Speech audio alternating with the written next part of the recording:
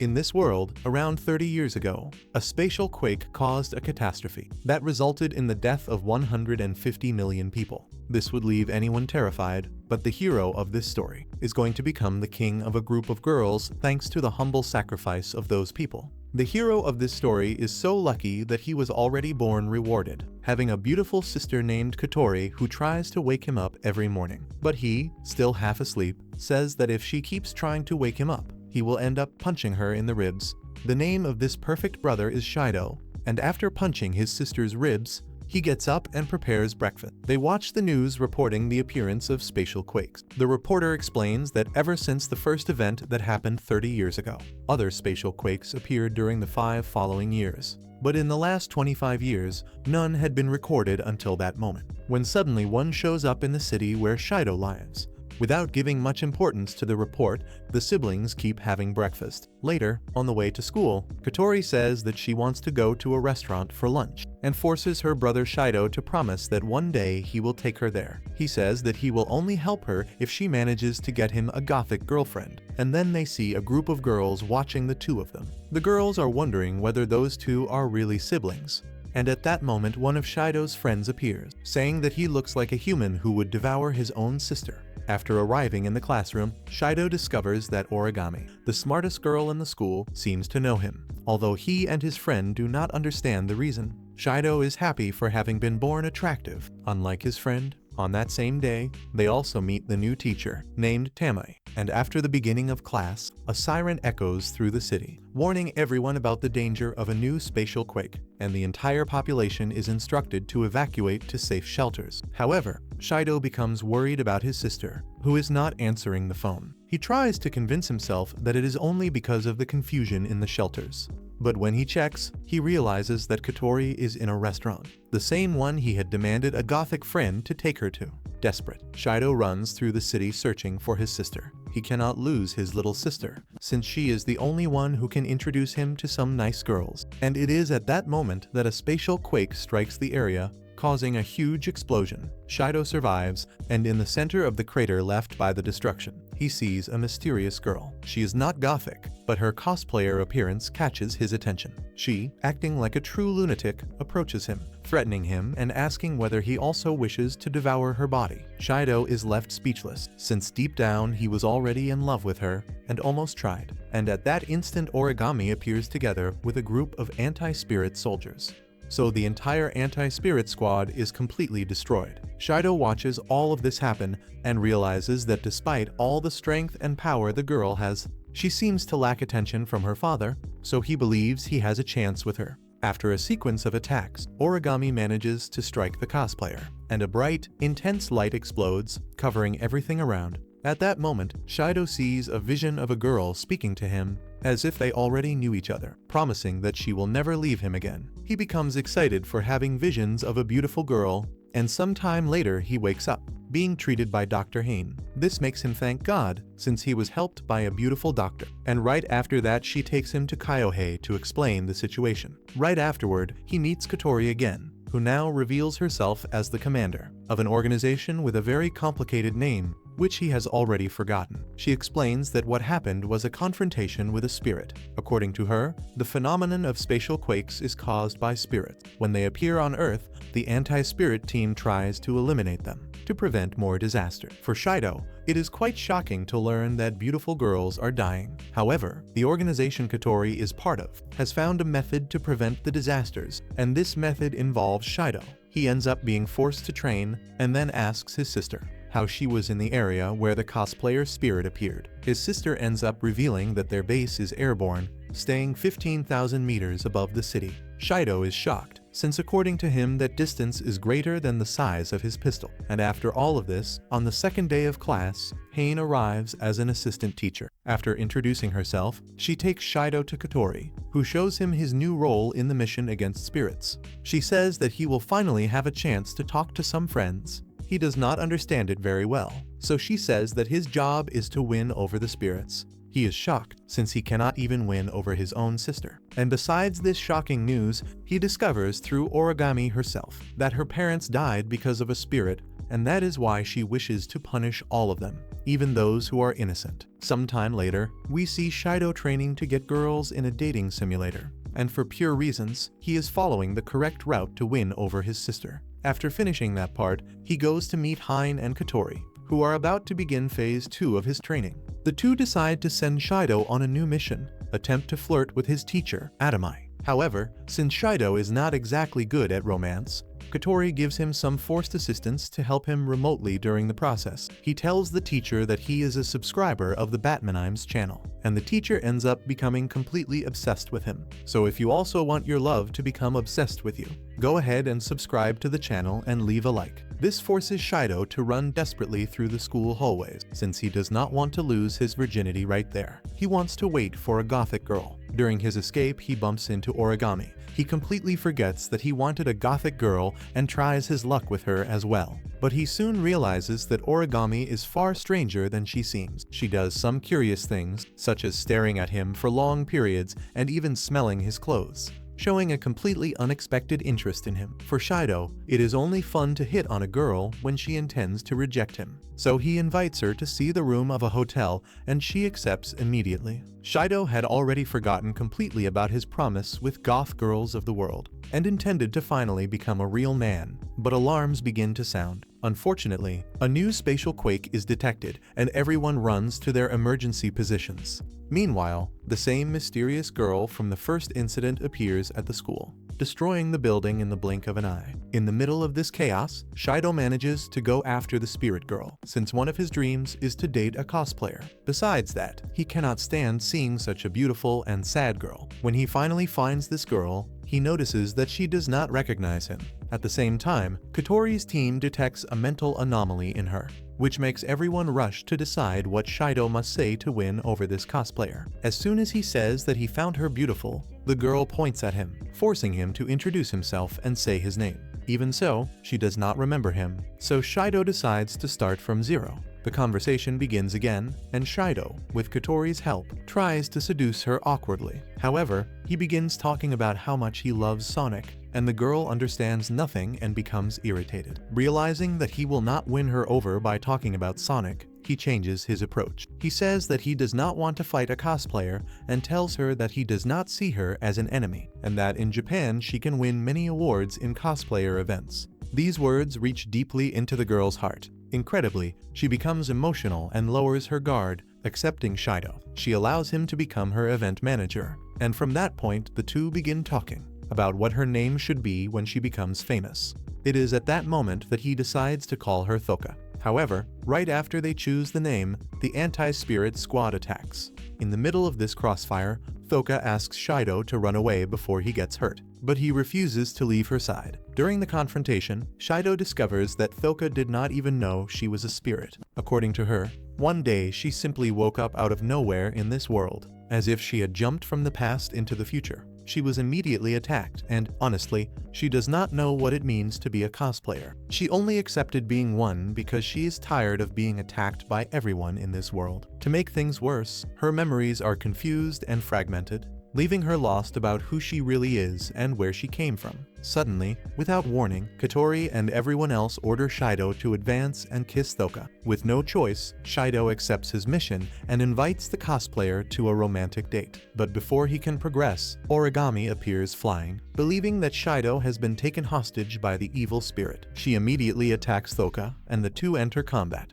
fulfilling Shido's dream of seeing two beautiful girls fighting for him. However, Thoka is far more powerful, and with a single strike, she knocks Origami down, leaving her seriously injured. Shido, shocked by the scene, realizes that battles between beautiful women are sad, and deep down, he only wanted to see them with a smile on their faces. Thoka leaves, and on the next day Shido visits the ruins of the destroyed school, where he finds Thoka. Somehow, they arranged their date, and we will assume it happened through telepathy. Unfortunately, she appears wearing a school uniform, trying to blend in better with human, which lowers Shido's excitement and almost makes him lose interest in her. On the way, they pass by a bakery, and Thoka becomes completely fascinated with the horrible Japanese breads that could give anyone food poison. Seeing the sparkle in her eyes, Shido buys the bread made with the tears of those who cried watching Aken ga kill, and the naive Thoka believes that the date will soon lead them to having a child. but she quickly realizes that Shido is not like the men from her world. The boy is a true gentleman. As they walk, Thoka becomes confused at the sight of several people gathered and thinks it is an enemy attack. She prepares to drop a nuclear bomb, killing herself and everyone around. Shido really wanted to see the world explode, but he is still a virgin, so he stops her. Soon after, Thoka watches a boy being praised by his mother for taking out the trash correctly. She has never been praised, so she imitates the gesture to receive the same approval from Shido. At the same time, Origami secretly follows them from the shadows. Farther ahead, they arrive at a luxury restaurant, where Tanamachi, a friend of Shido, sees them and congratulates him, wishing him a death filled with pain and suffering for going out with such a beautiful girl. Upon entering, Shido notices that Katori and Riani are in disguise. They are monitoring the date from a distance, guiding his actions to stop Shido from talking about Sonic again. The poor guy only has hyperfocus on Sonic, and they will not even let him say what he wants. But thanks to their help, the couple is directed to a street full of food stalls, where many vendors offer free samples for Thoka to try. Without hesitation, she devours everything, while Shido watches, wishing that by the end of the day she would devour him too. Noticing the predator-like expression in his eyes, Thoka believes he is not having fun, but in reality, he is just thinking that one day Sega might kill Sonic in a movie, and he will be very sad. To make him more comfortable, Thoka holds his hand, making Shido start thinking with the head below again.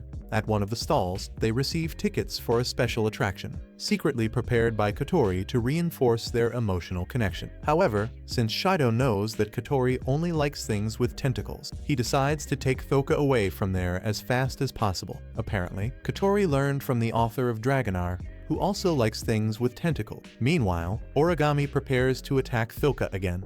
Back on the date, the rain begins to fall, and Shido takes Thoka to the arcade to defeat her in Mortal Kombat. Before that, they try their luck on a claw machine, in which he has never been able to grab any plushie. Thoka tries several times but fails, and when the machine finally allows a win, Shido steps in and grabs the plushie as if he were good at anything. The innocent Thoka is happy, proudly displaying the toy. When the rain stops, they head to a secluded place. They sit down to watch the sunset, and at that moment Thoka confesses that she had a lot of fun going out with him, even though he is a virgin. Shido asks how she knows that, and she reveals that his obsession with Sonic made it obvious. Right after, she says she understood why she is always attacked when she arrives in this world. Unfortunately, she and other spirits cause spatial quakes when they arrive in Shido's world. Because of that, she believes she should no longer appear in the human world. But Shido interrupts her, saying she is very beautiful and therefore may cause all the destruction she wants,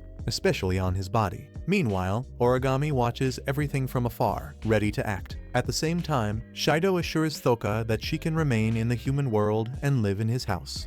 At that moment, the psychopathic girl fires, and Shido notices in time, pushing Thoka away. Receiving the first gunshot of his life, Thoka believes he died and becomes very sad, since even though he was an idiot, Shido was actually fun. Irritated, she returns to her spirit form, wielding a powerful sacred sword, and unleashes a power that devastates the surrounding area. At the same time, Origami cannot believe that the idiot Shido gave his life for an enemy. Katori monitors the situation, noticing that her brother survived the shot. When Thoka is about to deliver the final blow against Origami, Shido appears flying toward her and hugs her, asking her to calm down. However, Thoka loses control of her sword, since she intended to drop about 10 nuclear bombs on Japan, and canceling that suddenly is impossible. To calm her down, Shido performs the only gesture capable of sealing Thoka's power, which in this case is a kiss. With that, Thoka's sword and spiritual outfit vanish into particles of light, and she collapses exhausted in his arms, asking what he just did. Some time earlier, after an incident on a rainy day, Shido walks toward school. On the way, he finds a little girl standing in front of a shrine. Frightened when she sees him, she asks him not to hurt her, but he says he is not into underage girls and has no idea what is going on.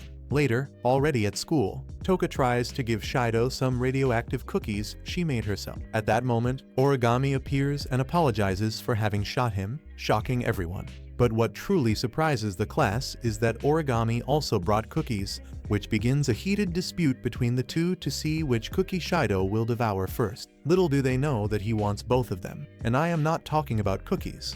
After classes, Shido passes by the shrine again, where he saw the little girl. He imagines her as an adult and realizes that maybe he should invest his time in her. At home, while trying to take a bath, he is shocked to discover that Toka is now living with him. The girls explain that although Shido sealed Toka's power with a kiss, if she experiences a strong emotional shock again, her power will awaken. For that reason, they decided it is best for her to stay close to them, since his horrible jokes calm her down. In addition, Kotori reveals that Toka is not the only free spirit in the world, there are others out there. Hearing that, Shido realizes he can now become a Pokemon master, capturing girls and spirits and making them live in his house. But what saddens him now is that Toka is acting like a normal girl. He wanted to see her in cosplay all day, and unfortunately he feels nothing for ordinary girls. His sister knows very well that Shido is attracted to the wrong things, so Kotori begins to train her brother with field situations, such as sending Shido to the bathroom when Toka is inside,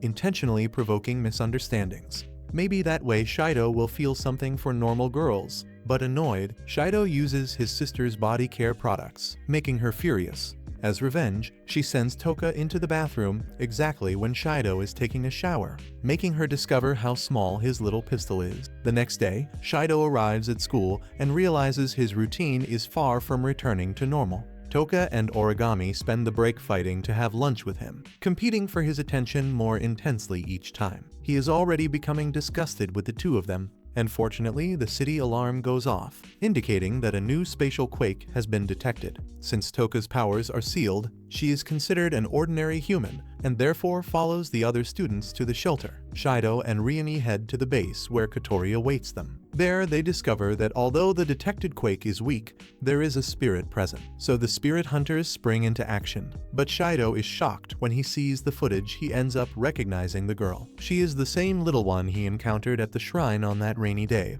The same girl who will be a goth when she grows up. Shido does not think twice and begs his sister to let him help the girl. Kotori did not know he liked little girls, but Shido says he is only thinking about her future. Soon after, he is transported to the location where the spirit is. There, he discovers that she communicates through a stuffed rabbit she calls Yoshinin. Through it, the girl introduces herself as Yoshino. The girl seems a bit shy, so Shido tries to ease the mood by inviting her to watch the new Sonic movie. Meanwhile, Toka begins to worry about what is happening outside the shelter and decides to go after Shido on her own. On the way to the movie, Yoshino accidentally bumps into Shido and the two end up kissing by accident. Shido is disgusted by the author's decision to force a scene like this. But the author does not like that and rewinds time, making Toka arrive just in time to see him kissing another girl. He tries to explain the misunderstanding, but the little girl's puppet says Shido prefers little girls. Irritated, Toka rips the puppet from her hands, which makes Yoshino panic. Without her puppet, she loses emotional control and summons a giant creature made of ice. Scared and confused, Yoshino flees,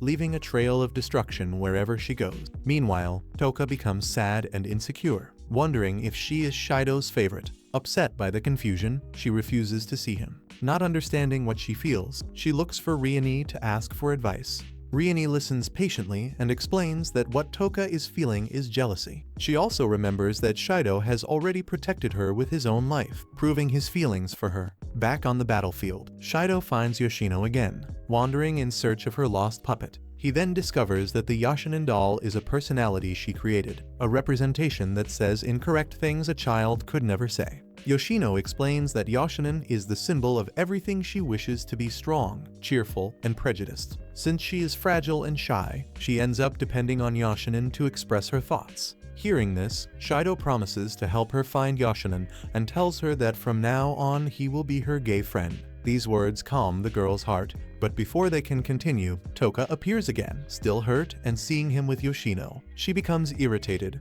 making Yoshino vanish once more. Shortly after, Kotori informs Shido that the Yoshinin puppet has been located and, unfortunately for him, the puppet is inside the psychopath's house. When he arrives there, Origami receives him dressed as a maid, leaving Shido completely thrilled. He realizes Origami is the love of his life, and she says she will take a bath to get ready for him. Shido uses the opportunity to search for the puppet and finally finds it. Right after that, Origami returns wrapped in a towel, beginning to ask whether he will lose his virginity today. Shido asks her to put the maid outfit back on, saying he only feels attraction for goths and cosplayers. But before she can do that, he receives an urgent alert: Yoshino has been located again and is already being hunted. Upon arriving at the scene, Shido sees a girl being struck by gunfire, and in response she decides to release a nuclear bomb. Shido tries calling out to her, but this only attracts the angel's attention, who fires a powerful ice blast at him. Before the attack hits him,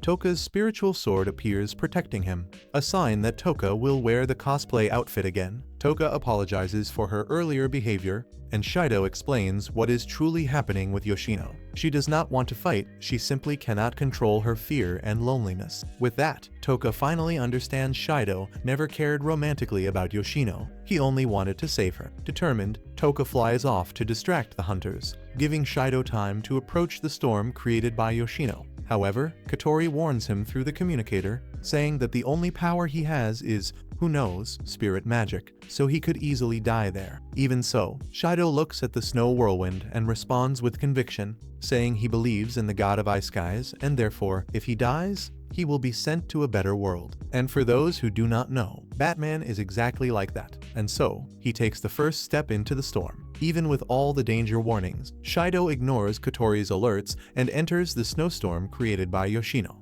Inside, he finally finds her, and carefully, Shido approaches and returns the puppet to her. He says that once his father took one of his dolls away and he threw poop at the man. And after that his father beat his mother, which is why he and his sister live alone. Yoshino stares with tears in her eyes, and at that moment, Katori forces Shido to seal the little girl's powers. Immediately, the blizzard dissipates and the sky becomes clear again. Shido thinks about turning himself in to the police after what he did, and I think that is the most fair thing of all. But Katori tells him that if he is arrested, Toka and Yoshino will end up suffering even more. And this is the perfect excuse for him to continue doing illegal things. A few days later, we see that a special house has been built to shelter spirits whose powers have been sealed. There, Shido reunites with Yoshino, and now she is calm and happy. Sometime later, the captain of the spirit hunters appears furious. She is fighting against a strange machine and wondering how they reached such a chaotic point. To understand what happened,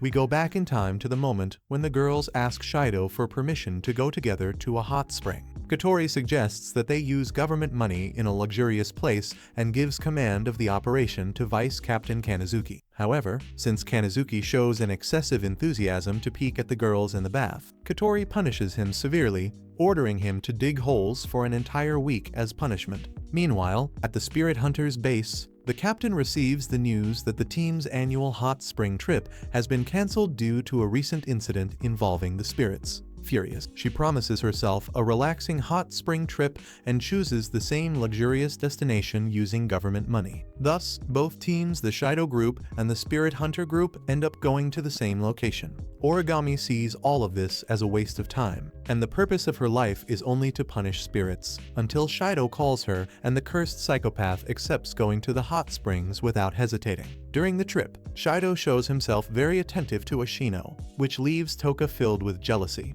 But what she does not know is that Shido is simply trying to make the girl understand that Sonic is faster than the Flash. In a moment of irritation, she stomps her foot on the car floor, creating a gigantic crater in the asphalt. Meanwhile, the Spirit Hunters advance along the same route, but the captain is more concerned with relaxing in the hot springs than driving. The result is disastrous, and everyone is forced to stop, making the team continue on foot. Already on the surface, Katori and her squad decide to prevent the Spirit Hunters from reaching the spring. They set traps and barriers all along the path, yet Origami uses her abilities to track Shido's scent and move forward. Meanwhile, Shido meets Katori and invites her to relax for a moment in the hot springs, since he misses seeing her poorly developed body. But before she can accept, she receives an urgent alert from the team. She orders Shido to go ahead with the girls while she tries to hold back the Spirit Hunter. However, the captain of the Spirit Hunters is irritated with the obstacles and begins destroying everything in her path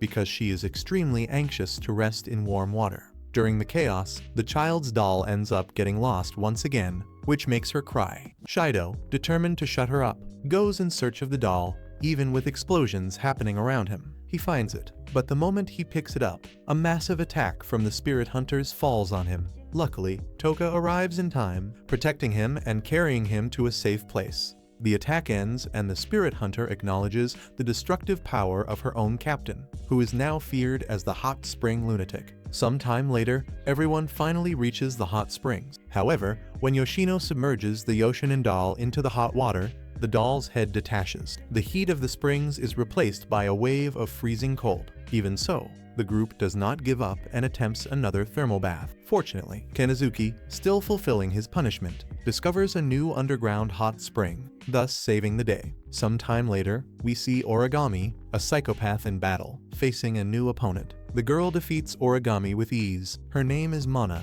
and with a smile, she reveals herself to be a special spirit hunter agent. She states that she will win Shido before Origami, and the girl asks how she intends to do that. But Mana explains that she prefers not to comment. Later, during a spirit hunter demonstration, Mana recognizes Shido and calls him her older brother. Origami, wasting no time, interferes, coldly claiming that she and Shido are lovers. Meanwhile, at Shido's school, a new student named Kirimi is transferred there. She quickly draws everyone's attention. But what few know is that she is a spirit. Upon receiving the news, Katori and the spirit hunters go into maximum alert, since Kirimi is known as Nightmare, and rumors say that she has already killed more than 10,000 people. But despite her dark aura, she shows a special interest in Shido, asking him to show her the school. Shido, like a skilled hunter of gothic girls, can sense it from afar, and he knows Kirimi hides something. So, he does his best, showing the school to the girl. During the tour, Kirimi does not avert her gaze for a single moment,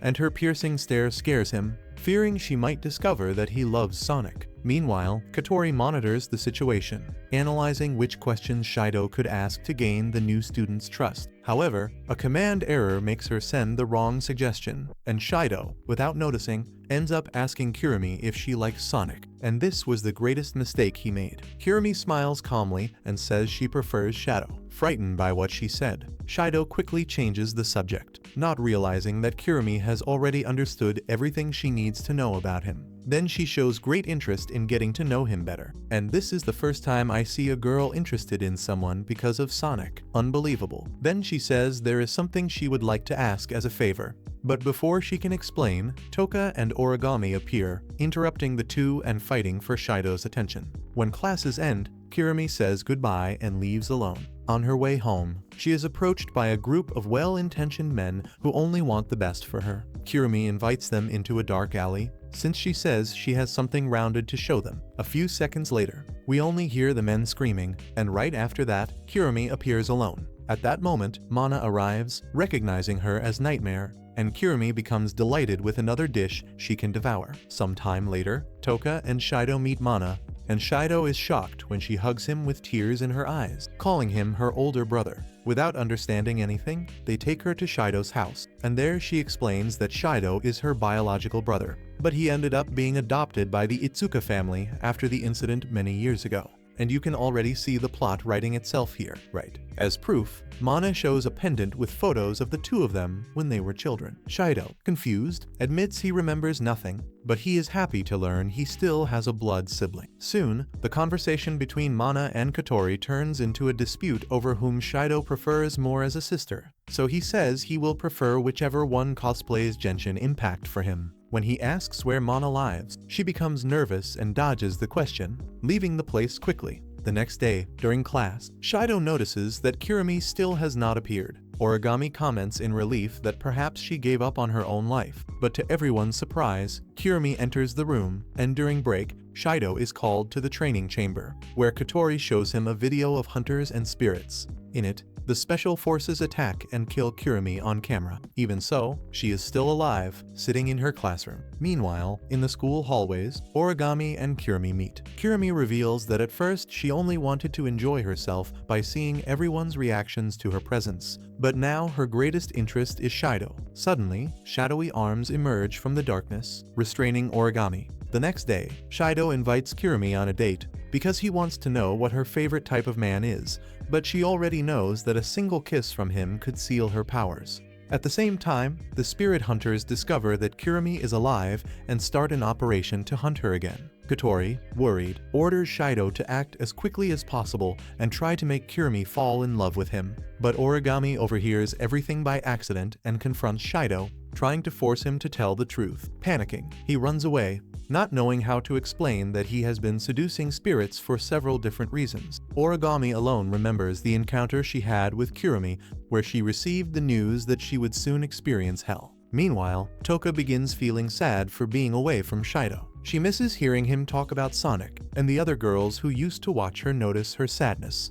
They try to cheer her up by giving her some tickets to a terrible movie about the third season of John Punchman. Later, Toka timidly gives the tickets to Shido, and sometime later, Shido receives a call from Origami, who wants to see him again. He asks her to come wearing a cosplay, and she promises to wear one. Meanwhile, Kirimi watches from afar, ready to act. The next day, Shido finds himself in a situation that makes him thank God for his life. He has dates scheduled with 3 different girls on the same day, and the guy is incredibly lucky. He always joked that he was handsome, but 3 girls in a single day is insane. And Kotori tries to calm him down, but he reveals he is not nervous, he simply does not know if he will return home alive. The first to arrive for the date is Toka, and the chosen location is an aquarium. Toka is still learning about this world, and there is no one better than Shido himself to help her on this journey. Shido needs to guide her patiently, explaining everything that appears. In the end, she becomes very happy and says that Shido's world is far more advanced compared to hers. At the same time, Kirimi and Origami arrive at their spots, and they seem very excited. On the other hand, to fulfill these 3 commitments, Shido pretends he is going to release a massive dump, allowing the teleportation team to secretly teleport him to the next date. The second date is with Kirimi, and everyone debates which place would be best for Shido to take her. Everyone remembers that a wrong choice can be disastrous, since Kirimi reacts badly when something does not go her way. For that reason, Shido decides he will take her to a clothing store because his dream is to see a girl wearing a Sonic shirt. There she enjoys herself, trying on several provocative and attention-grabbing dresses, making Shido sad because there is no Sonic outfit in that store. When the signal to switch dates arrives, Shido tries to leave, but he is chased by a trio of curious girls who saw him with Kirimi. Even so, he manages to lose them and reaches Origami, who had been waiting for him for a long time, even receiving a bird's droppings on her while she stood there completely motionless. During the date, Origami invites Shido to watch a movie, but since it is already late, she takes him to a restaurant. Without wasting any time, Origami asks to live with him, leaving Shido completely shocked. At that exact moment, he sees Toka outside the restaurant, and without thinking twice, he uses the bathroom excuse again to escape and return to the date with her. From that point on, Shido begins switching frantically between the 3 girls. He can barely handle the situation and is almost discovered several times. Meanwhile, Kirimi stays alone, sitting on a bench, sighing and commenting to herself how reckless and unskilled Shido is. Right after that, she sees a group of boys nearby and decides to play with them. She disables Fraxinus cameras so Kotori and the others cannot observe her. Meanwhile, Toka and Origami end up meeting by accident. As they talk, both realize they are on the same type of date with the same boy. At first, the 2 are confused, but they quickly understand the situation. Moments later, one of them notices that Shido might be in danger and leaves to look for him. In the meantime, Shido is also searching for Kirimi since he lost contact with her. But in his misfortune, he ends up witnessing a terrifying scene. He sees Kirimi devouring a man's life force and freezes with guilt. Shido tries to leave after seeing that, but Kirimi captures him, approaching him slowly with a dark gaze, as if she were about to drain all his energy. When she is about to kiss him, Mana appears and suddenly ends all the fun. And man, when I watched this anime, I became furious because someone always appeared to ruin the best moments. That is why nowadays I only watch action anime and hentai. Far better. Shido is stunned by the sudden attack, understanding nothing, but Mana explains that Kirimi is a special spirit who controls time. According to her, no matter how many times Kirimi is destroyed, she always returns to life, manipulating time in her favor. Shido says that stopping time is one of the best powers he would want to have, but sometimes he thinks the power of invisibility is better, because he enjoys when girls resist a little. Mana reveals that Kirimi has already been defeated many times, but that damn girl is still alive. During the rescue, Mana pushes Shido away from the place, and in that movement she notices the communicator in his ear, through which Kotori and the team were giving romantic tips to Shido. Later, Shido meets Toka and Origami again, who still want to stay with him. However,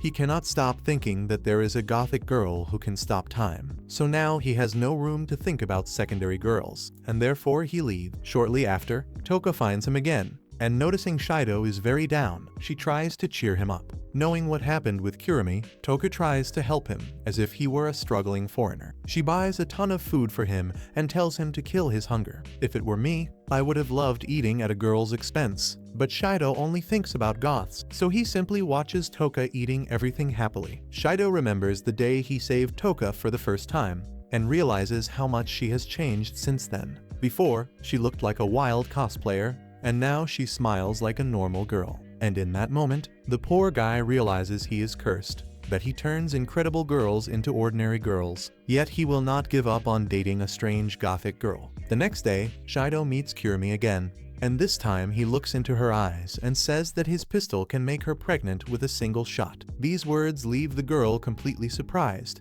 No one had ever told her that before. Kirimi then decides to test Shido's sincerity, manifesting her true spiritual form, that of a spirit of time. Meanwhile, in another part of the story, Kotori meets Mana. The meeting between the two is tense, and Mana accuses Kotori and her organization of performing several illegal activities related to spirits. But Kotori says that what is illegal is what her brother wants to do with her. Irritated, Mana prepares to dismantle Kotori's operation, but she soon discovers that Kotori's organization finances the spirit hunters, and therefore she cannot wipe them out. Back to Shido, he receives a call from Rin, who informs him that she will be his new advisor, temporarily replacing Kotori. But before he can understand the reason, Kirimi's angel activates, releasing a temporal wave that makes everyone in the city pass out, except those who have already been beaten by their drunk parents, just like me. During the analysis of the event, Kotori reveals that Mana may have absorbed too much spiritual energy and her human body is overloaded. She probably only has about 10 years of life left. And meanwhile, Kirimi summons Shido to meet her on the school rooftop. At the same time, Origami prepares for battle, determined to prove who really brings the heat. On her way, Origami is intercepted by one of Kirimi's clones, triggering an intense fight. At the same time, Toka awakens from the trance caused by Kirimi's shadow barrier. She tries to advance to help Shido, but another clone blocks her path. On the rooftop, Shido meets the real Kirimi, who greets him with affection and tenderness. The entire place around them feels extremely strange, and she explains that this dimension consumes the life and time of whoever enters it, and that her powers drain the time stored in her left eye, reducing her very existence. For that reason, she must periodically recharge her vital time inside that dimension. Shido understands absolutely nothing, just like me. So Kirimi threatens to detonate a nuclear bomb in the city if Shido tries to kiss her. I think it's worth the risk, and Shido thinks so too, so he doesn't really care about the people around him, since he doesn't know any of them anyway. Shido says that if she doesn't kiss him, he will collapse right in front of her, and the anime will end with a terrible ending. When he jumps, trying to fly, Kirimi saves him, showing she truly cares about him. Moved, she dispels the barrier and holds him in her arms, and Shido, breathless, begs for just one kiss. Kirimi hesitates, and when she is about to take his hand, one of her clones appears and tries to kill her. At that moment, Mana appears again, ready to eliminate Kirimi once more. But the real Kirimi laughs and regenerates instantly, activating all of her power, eager to face Mana in a duel to the death. Their fight is better than the entire second season of Blue Lock, and soon Toka, Origami, and the other girls arrive to help Shido. But Kirimi reveals the true terror of her angel. The damn girl summons dozens of clones of herself from different moments in time, forming an army of her own past and future versions. Shido thinks about all the things he could do with so many clones. But now is not the time to think with the head below. He sees Kirimi about to defeat all the girls, until a new spiritual energy appears on the battlefield. From within the light emerges Kotori in her spirit form, wielding her sacred firearm. Kirimi becomes furious and starts shooting mindlessly. Kotori responds with bursts of blazing fire. Kirimi then uses her power to stop time, approaching Kotori and trying to shoot her directly in the head. But to her surprise, Kotori survives and regenerates. She says she installed an anti-cheat in the script and that Kirimi's hacks won't work anymore. Even injured, Kirimi doesn't give up and activates time reversal, She heals her wounds and returns to the peak of her power. And the girl is just a little broken, right?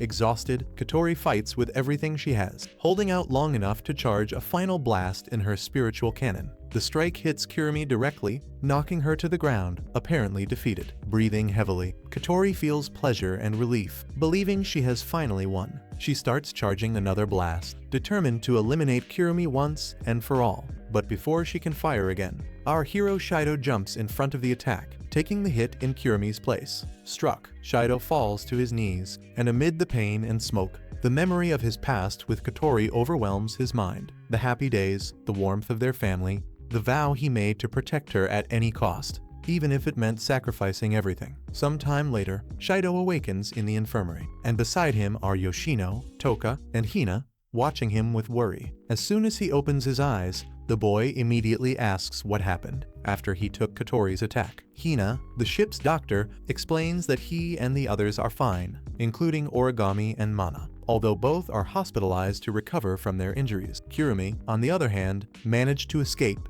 and that news makes Shido happy, and me too, because she is the best girl. He didn't want to lose his new favorite toy. And meanwhile, Katori is isolated in another room under constant observation. Without wasting time, Shido gets up and goes to the room where his sister is. When he arrives, the two talk as if nothing had happened. But Shido goes straight to the point and asks his sister if she is a spirit. She looks at him for a moment and answers that she considers herself human. She reveals that she was born human in the Itsuka family, but received spirit powers 5 years ago. Her words make Shido remember a recurring dream, in which Katori, still a child, accidentally hurts him when she releases flames from her own hands. Katori says she doesn't remember the event, but she knows something terrible happened that day. She believes that in that moment her spiritual power was released. She explains that since then she does not fully understand her origin as a spirit, but she is aware that she was sealed once in the past. According to her, the one who sealed her was Shido, and the way he sealed her power is painfully obvious to all of us. The bastard didn't spare even his own sister. Katori says she discovered that Shido possesses a unique ability, and that he seals the powers of spirits through kisses, which makes him essential to maintaining the balance between humans and spirits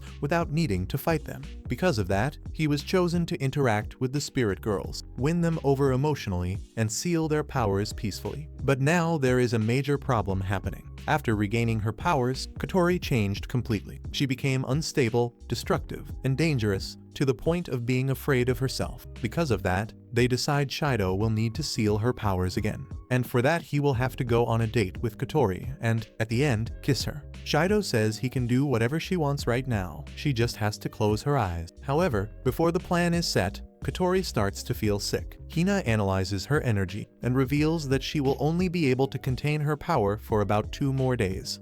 If that time runs out, Katori will stop being herself, and Shido could kiss her right now. But he pretends to be a normal guy to keep up appearances. Later, Shido visits the hospital and finds Origami recovering, even injured. She continues acting provocatively, forcing the boy to carry her to her room. There, she takes advantage of the situation to tease him a little, leaving him completely shy, since he has never gotten this far. After the brief teasing, Origami seriously asks about the spirit of fire that appeared during the battle against Kirumi. She explains that 5 years ago, a spirit of fire destroyed the neighborhood where she lived, burning her parents alive right in front of her eyes. Since then, Origami joined the spirit hunters and has been preparing to avenge her parents, swearing to eliminate the one known as the spirit of fire. Upon hearing this, Shido falls into deep silence, because he knows the spirit of fire that Origami hates so much is his own sister. To Shido, his sister is more important than any girl, so he decides to keep this secret. Meanwhile, Origami receives a visit from her captain, who informs her that when she returns to duty, she will command a new squad. When Shido and Katori return to the base, they discuss a date that will serve as a test for the sealing. Shido suggests they go to a water park to try to relax and enjoy their time together as siblings. Before the official date, Hina proposes a simulation test, and for that she sends Shido to buy swimsuits, accompanied by Toka and Yoshino, as a way to evaluate his ability to handle multiple girls at once. While they are at the store, Origami appears unexpectedly, saying she needs a larger swimsuit. However, The real reason is different. She wants to ask Toka about the spirit of fire, but Toka, completely innocent, does not understand what Origami wants to know. And her answers are so confusing that they end up being useless. Irritated, Origami begins observing Shido closely, and immediately after, she invites Shido to help her choose a swimsuit. He really wants to help her, but Toka and Yoshino stare at him with jealousy. Once again, Shido finds himself caught in a desperate situation, since he does not know how to make the girls understand that he was born to be the leader of a harem. What a massive problem Shido has gotten himself into. Shido agrees to help Origami choose the swimsuit, and that ends up starting a fierce competition between her and Toka. They decide that whoever manages to embarrass Shido more will earn the right to go on a date with him. The first to show off is Toka, who appears in a white swimsuit, which looks perfect for celebrating New Year's Eve. Origami, on the other hand, wears a tight black swimsuit, which gets Shido very excited since black fits her skin perfectly. Not wanting to fall behind, Toka switches to a purple swimsuit, even tighter, which visibly annoys Origami. But Origami counters by revealing that she was wearing another swimsuit under her shirt, and provocatively forces Shido to help her take it off, leaving him with his pistol loaded. When the two are about to begin their showdown, Yoshino steps in timidly, asking for help putting on her own swimsuit, since she has only one free hand. Seeing her so sweet and vulnerable, Shido decides to end the competition and declares Yoshino the winner. After this episode, I am definitely reporting this author to the FBI at least 4 times.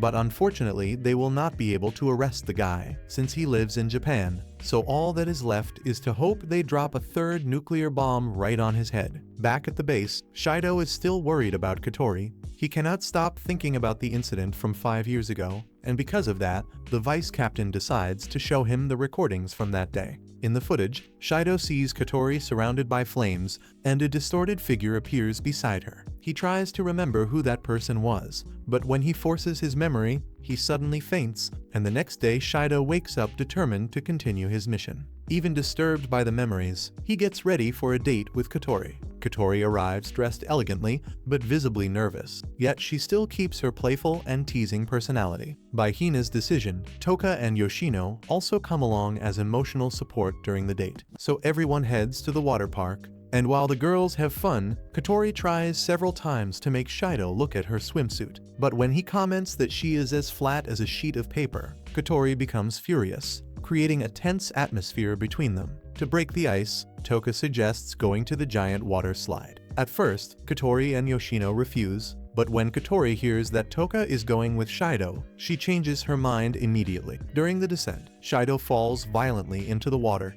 and the girls cling to Shido tightly, screaming in fear. Later, they take a break to eat, and Katori steps away for a moment to talk to Hina, who ends up giving her a special medicine to stabilize her powers. Hina comments sadly that this might be Katori's last chance to have a date with her brother. This is extremely weird, and by chance Shido overhears the conversation and understands the message. When he meets her again, he removes the communicator and decides that from that moment on, it will be a genuine date. Meanwhile, at the Spirit Hunter's base, new combat equipment arrives, capable of killing spirits easily. Shortly after, Origami receives a confidential video showing the spirit of fire, and she becomes horrified when she discovers that this spirit is Katori. Back at the park, we continue with this bizarre sibling date, visiting the most intense attractions such as the roller coaster, the pirate ship, and even a haunted house. During a scare, Shido pretends to be afraid just to hold Katori's hand, which is a major achievement for a loser like him. Toka and Yoshino, on their side, want to help, but Yoshino reveals she knows about Katori's condition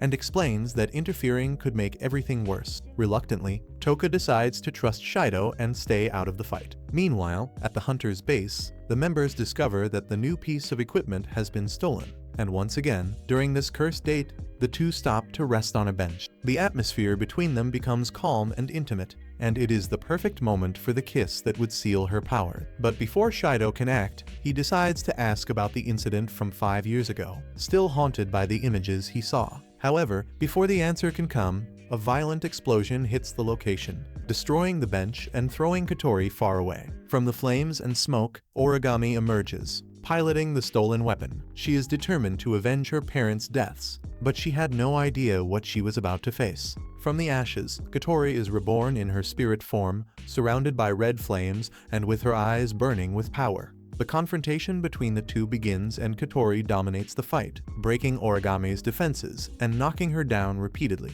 When she is about to land the final blow, Origami screams that she saw her parents die at Katori's hands. These words paralyze Katori, who steps back in shock, since for the first time, the repressed memories of both begin to surface. The impact of Origami's words shakes Katori deeply. The girl, taken by fear and guilt, stops attacking and stays silent, reflecting on what she heard. In this moment of hesitation, Origami takes the opportunity to counterattack, hitting Katori and leaving her immobilized, about to be defeated. Seeing his sister in danger, Shido runs to intervene. More than saving Katori, he wants to stop Origami from losing her humanity. Just like Mana had lost hers in pursuit of vengeance, Origami hesitates for a moment, divided between hatred and reason. But her anger is stronger. She ends up pushing Shido aside and prepares to fire. Before the tragedy can happen, the two girls, Toka and Yoshino, arrive and distract Origami, giving Shido the chance to carry Katori away. Away from the battle, Shido and Katori are left alone, exhausted and badly injured. Katori begins to cry. Shido holds her hand and gently tells her that no matter what she is, spirit or human,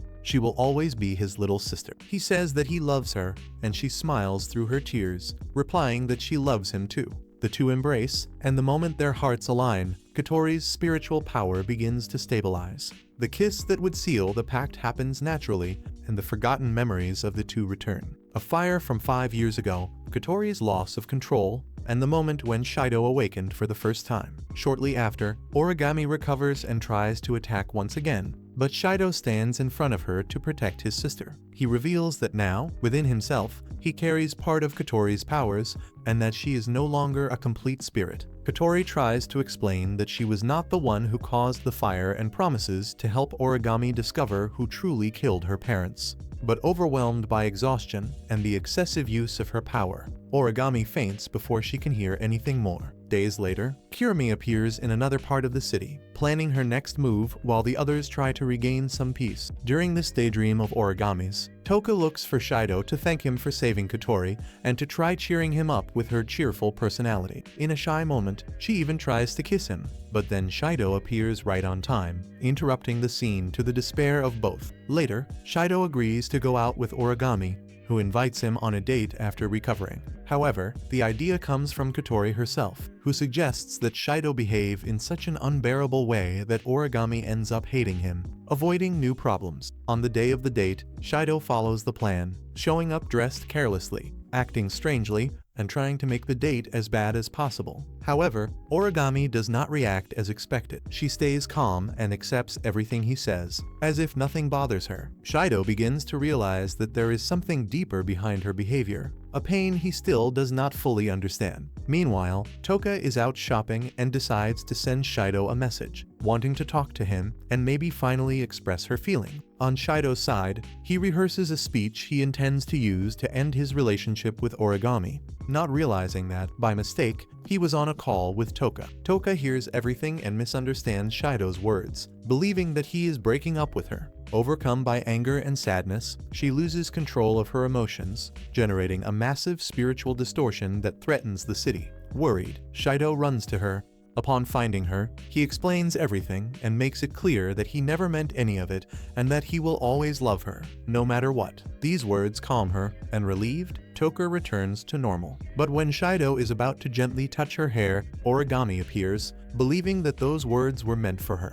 The confusion triggers another fight between the two girls, forcing Shido to take them somewhere else to try containing the situation. He decides to take Toka to an arcade, hoping to distract her, but she ends up breaking one of the machines during a game out of pure frustration. The next day, already at school, the dispute between Toka and Origami starts again. neither of them is willing to let Shido go, and the boy, trying to ease the stress, invites Toka to play again. During the games, Toka imagines her opponents as origami and starts defeating one after another. However, Shido notices that although she appears happy, her mind is still very unstable. To try calming her down, he takes her to a photo booth. Nervous, Toka says it is her first time taking pictures. Embarrassed, she pushes Shido out of the booth to take the picture alone. When she comes out, she hands him the photo and blushes deeply, telling him to look at it when he is alone. With this incredible gesture, Toka ends up saving all of Shido's late-night effort. Later, Origami is seen at an arcade, trying to get a keychain from a claw machine,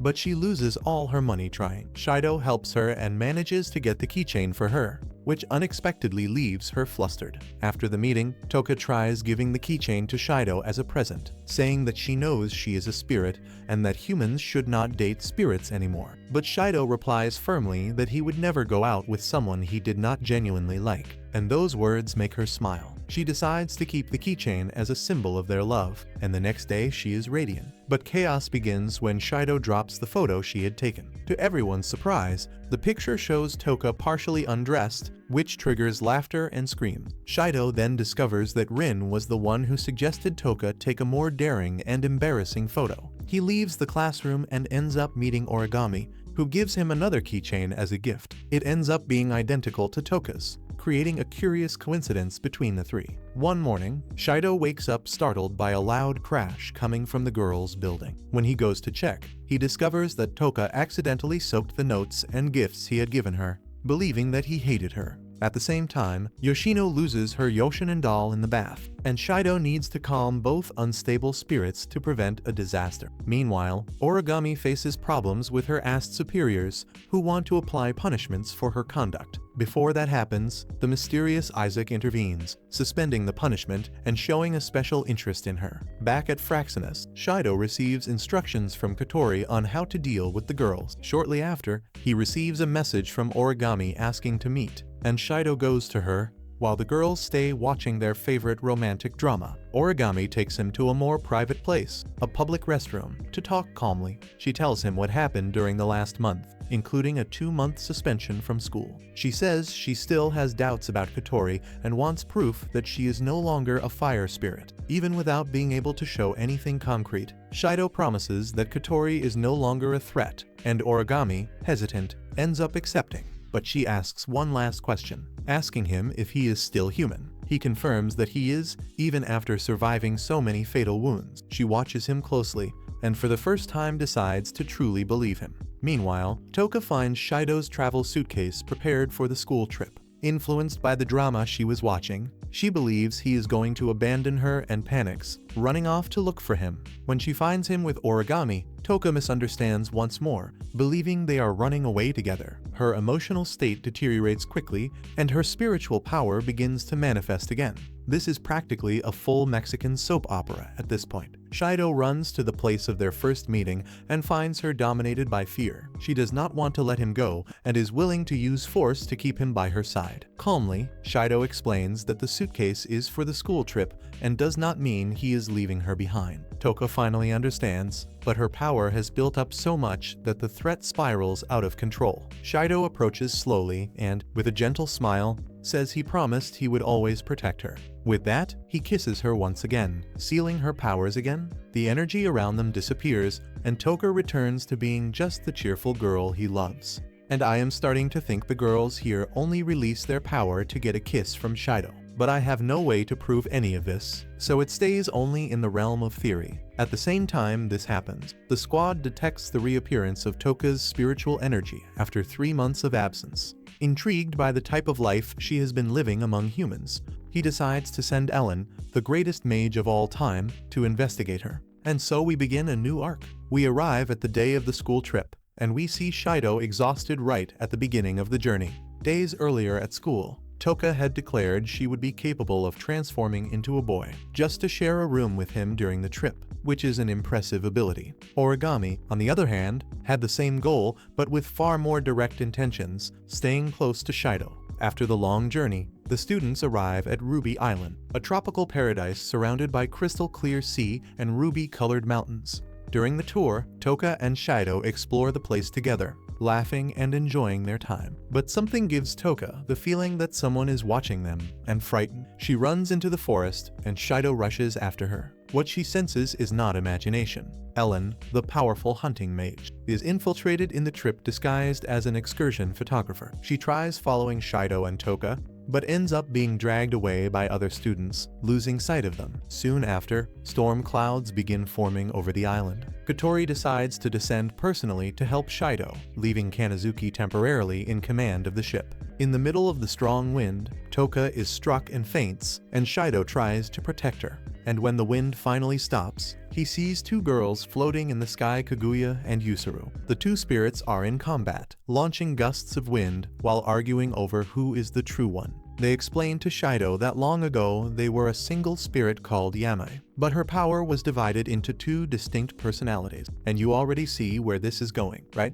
Two more girls for our protagonist. Since then, they have engaged in an endless dispute to decide which of the two deserves to exist, and once the true Yamai is chosen, the other will disappear. Shido tries to convince them to stop because two girls are better than one, but Kaguya proposes a final competition. She clearly declares that both of them must win Shido over, and whoever does it first will be the only one to exist. I have never seen anyone as lucky as Shido in my entire life. Thus, the two girls decide to turn the poor boy into the final test of their rivalry. The next day, Yuzuru and Kaguya appear among the students, disguised as exchange pupils. They announce that they will be part of the excursion and begin openly competing for Shido, trying to please him in everything, always in an exaggerated and clumsy way. Meanwhile, Hein tries contacting Kotori, but realizes communications were cut and decides to investigate. Alone with the twins, Shido tries to handle the girls, who drag him to every corner of the island, proposing absurd challenges to prove who is more worthy. Despite their confusing intentions, both are naive, and their arguments end up being more comedic than dangerous. During one of these incidents, Toka appears furious, thinking Shido is getting into trouble. But upon understanding the situation, she tries helping him escape without causing another disaster. In the confusion, she ends up pushing Shido directly into the sea, drawing laughter from the sisters. At night, Ellen reviews the photos taken during the day. In reality, they are surveillance records of the spirits. She then contacts her superior and orders the units to remain on standby, simply waiting for her command. Meanwhile, the Yamai twins continue arguing inside Shido's room, now with teasing and provocations. In the hallway, Toka and Origami argue again about who should visit him. Their classmates, tired of the constant fights, suggest resolving it with a pillow war. The entire dorm becomes a battlefield of flying feathers while Shido tries escaping the sisters, accidentally knocking over his teacher Tamai in the process. The next morning, Hina tries sending a message to Shido. She installed small transmitters on Yusuru and Kaguya's clothes, making them believe they are receiving divine orders. In reality, this will allow Shido to synchronize with them emotionally, and at the right moment he must seal both peacefully, without either needing to disappear. Thus, with another romantic mission in his hands, Shido prepares to face a different challenge, one that leaves him quite excited. He will have to win over both spirits at the same time without breaking any hearts. However, this worries the crew, since it means one of them will disappear forever. The meeting begins, and the girls arrive with Shido, asking him to apply sunscreen on them. They lie down on the sand, waiting for him to do so. But since the boy does not fall for the provocation, Kaguya, impulsive, decides to climb on top of her sister, pressing her body against hers, creating a shocking scene for the protagonist. Yuzuru then switches positions, staying on top of her sister while Shido applies sunscreen on her. This sparks yet another argument between the twins, but they give up when they run out of energy. Meanwhile, Ellen keeps trying to observe Toka, but other students always appear to interrupt. In the end, the protagonist and the girls go to meet Toka and Origami, who surprisingly are the ones responsible for putting those crazy ideas in the twins' heads about how to win Shido's love. Rin suggests playing volleyball to strengthen the bond between the girls, but even then, the twins continue fighting whenever they get the chance. As Toka and Origami are winning, the two sisters decide to join forces to turn the game around and take the lead, showing that even briefly they are capable of getting along. At the end of the match, Kaguya and Yusuru approach Shido and ask him to choose the other. They want their sister to win because they love each other too much to keep fighting. They even say they are willing to erase everyone on the island if necessary to save the girl Shido does not choose. Shido spends the rest of the day thinking about this until, at night, he meets Toka, who invites him to observe the stars on the beach. There, he explains he only wanted to talk because he realizes he is still extremely tense. Our hero then tells Toka everything that happened with the twins. And meanwhile, Origami encounters a very strange creature that attacks her and Rin. Back at the conversation with Toka, she understands the entire situation. But before she can advise him, the twins appear, and upon hearing what the other wants, they waste no time and prepare to fight once again. Meanwhile, the Dem group manages to establish visual contact with Fraxinus and orders its soldiers to attack the ship. Fraxinus is bombarded, and as Kanazuki hesitates to react, a superior calls Kotori asking for help. However, she refuses because she trusts Kanazuki's ability to handle the situation. Kanazuki then begins giving orders to her team, creating shields in strategic formations, managing to avoid most of the damage. On the ground, the twins keep fighting,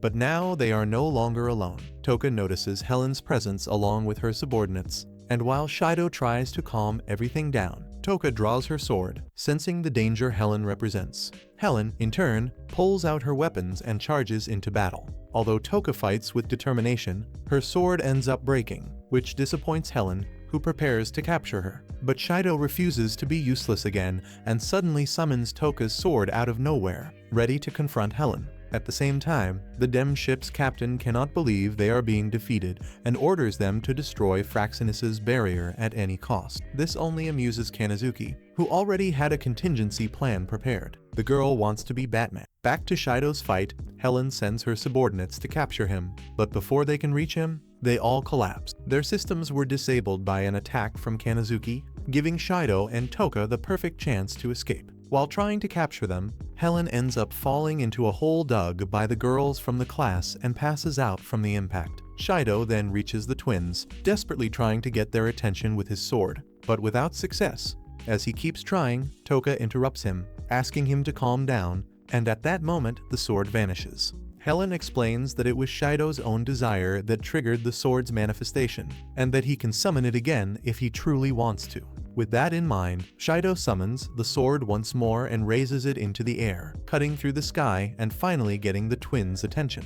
They ask him not to interfere, but he ignores them. He does not want either of them to disappear and insists there is a third option. Both can renounce their powers and live together. And at first they are confused, since a human should not be able to help them with something like that. But Shido asks them to believe in him, and at that moment the sword disappears again, and Shido collapses as well. The twins fall silent, reflecting on his words, realizing that despite their constant fights, they love each other deeply and genuinely care for one another. The twins then stop fighting and decide to listen to Shido, accepting his proposal after putting their feelings into words. However, at that exact moment, the Dem ship begins falling toward them, interrupting their heartfelt moment. But before the ship reaches them, the two merge their weapons, forming a massive energy bow that fires a single arrow, completely destroying the enemy vessel. The next day, we see Origami waking up beside Rin, frustrated for not having done much during the battle and determined to become stronger. Meanwhile, Shido receives the twins' gratitude,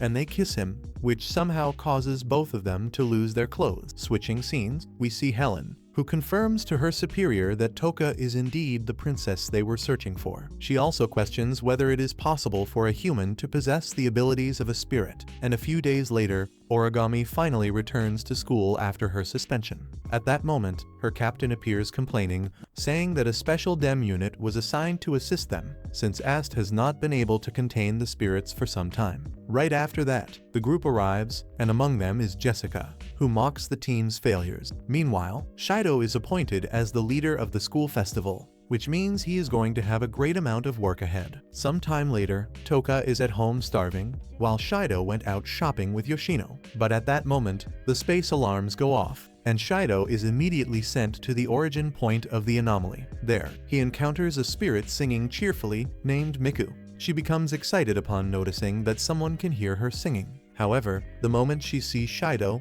regardless of what he says, Miku begins to oppose him and even tries to kill him. This only changes when the spirit hunters arrive, and she starts fighting as if everything were a game. Even though the hunters try to restrain her, Miku demonstrates overwhelming power, and Jessica notices Shido's presence, quickly removing him from the scene. Shortly after, Shido arrives at the base alongside Kotori, who explains that the spirit who attacked him is Miku, a singer and schoolmate, clearly a reference to Hatsune Miku. However, little is known about her, to the point that they called her a ghost, the same spirit involved in an accident 5 years ago. The problem is even bigger. Miku hates men, but she loves women, and because of that Shido is forced to disguise himself as a girl to get close to her and try to seal her powers. Thus, he introduces himself to the girls in the class as Shiori, his cousin. Meanwhile, Origami wastes no time taking pictures, since this is the perfect first-hand fanservice opportunity. After that, our fanboy Shido goes to meet Miku, doing everything he can to please her,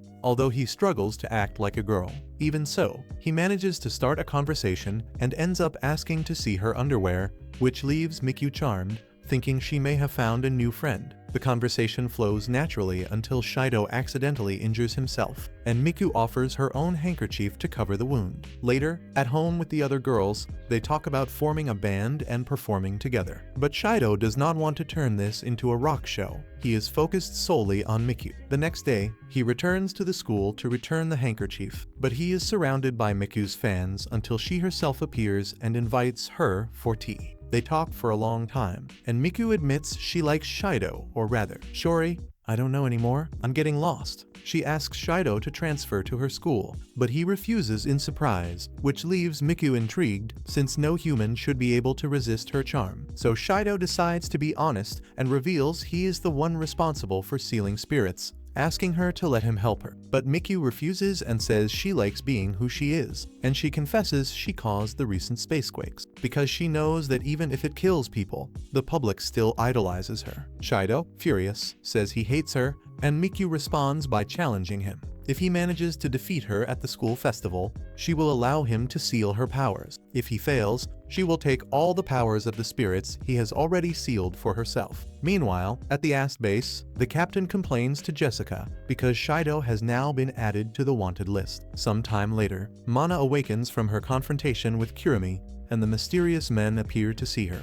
Meanwhile, Shido tells his classmates everything that happened, and they agree to truly turn this anime into a music show, forming a band. Then out of nowhere, Toker receives a tambourine, while Origami takes the role of vocalist. Shortly after, Origami meets her captain, who informs her about Shido's situation, now considered a target by the AST. The day of the festival arrives, and the protagonist and his friends set up a maid cafe, with all the girls participating, including the Berserk twins. The cafe opens its doors while Shido hands out flyers at the entrance. He spots Kirimi, who watches him from a distance with a worried expression. Right after that, Miku appears to visit the cafe, and using her broken powers, she orders all the girls to leave Shido alone. She then invites Shido on a date, still believing Shido is Shiori, a woman. The two go to the ring toss booth, where Miku tries to win a plush toy for herself. When she fails, she simply orders the booth owner to give her the prize, and that power of hers is absurdly overpowered. This deeply irritates Shido, because he knows this is wrong,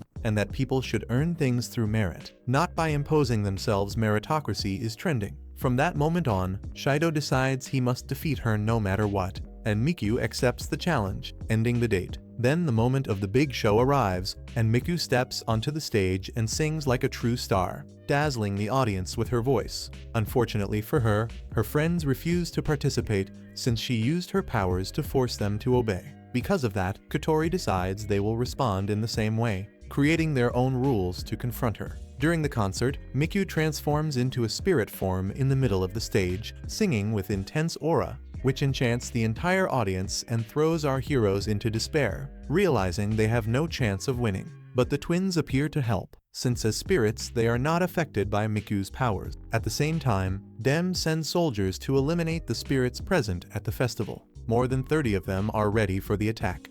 Origami, however, was already expecting that, so she uses her ability whose name I forgot and surprises Jessica, who is shocked to realize Origami is able to manipulate that equipment. Origami charges at the soldiers, defeating many of them and putting Jessica in a desperate and complicated position. Jessica ends up requesting reinforcements, but the AST captain informs her that by superior orders he cannot send help, leaving Jessica stunned. Katori and Rin notice the movement, and Rin decides to check the situation. Meanwhile, Shido and his friends prepare to go on stage, and they are extremely nervous about performing in front of a crowd. The twins, on the other hand, are completely calm, since they had already trained a lot with their instruments because of the battles they used to fight against each other. Toka, however, only knows how to play her tambourine, and then their turn arrives. When Shido tries to start the playback, he realizes the system was sabotaged and the sound does not work. This is pure terror. Shido freezes, not knowing what to do. It is then that Toka steps forward and begins to sing, encouraging Shido to join her.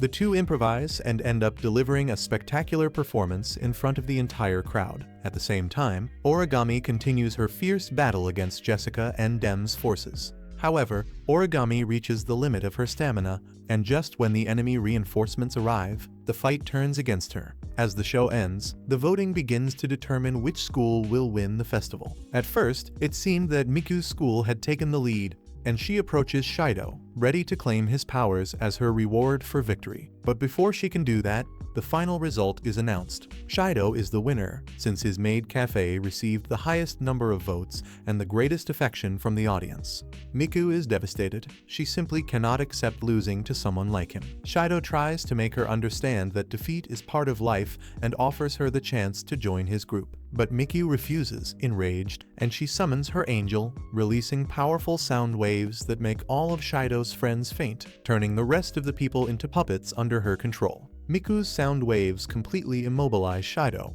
no longer caring about the bet. She approaches to take all his powers. However, as soon as she starts touching him, she realizes something horrifying. This Shiori is actually a boy. In shock, Miku screams for her fans to get rid of him immediately. Before they can hurt him, the other girls appear, determined to protect him. They manage to pull him out of the crowd just in time, since they were wearing ear protectors that prevented them from falling under the effect of the sound wave. Unfortunately, the same did not happen to Katori, and the sound hits her and all the Fraxinus crew, who end up hypnotized and turned into Miku's marionettes.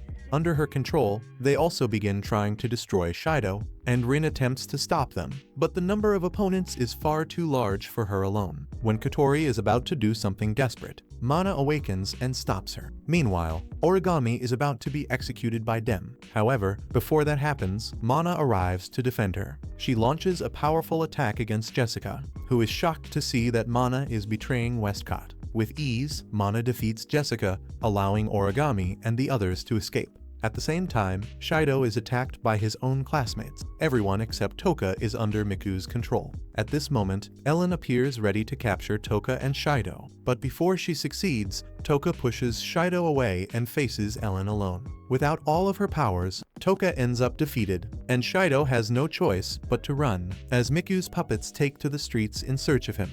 During his escape, Kirimi emerges from the shadows, and Shido knows she wants his life, but he also understands she is his only hope of saving Toka. So he swallows his pride and asks for her help, which surprises Kirimi. Meanwhile, Toka wakes up and realizes she is now inside Dem's facilities.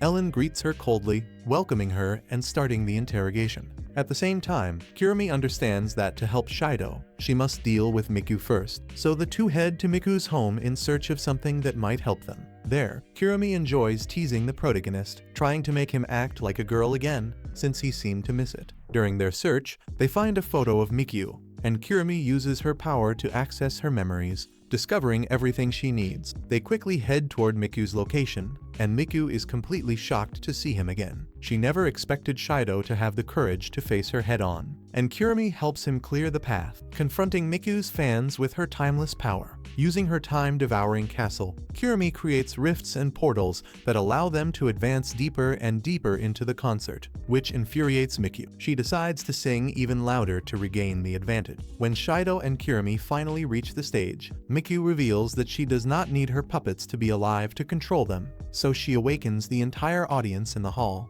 turning them into soldiers in her favor. Kurumi is forced to use all her power at once to protect Shido. She summons dozens of clones and engages in a fierce battle, trying to buy Shido time while restraining Miku and fighting the other girls.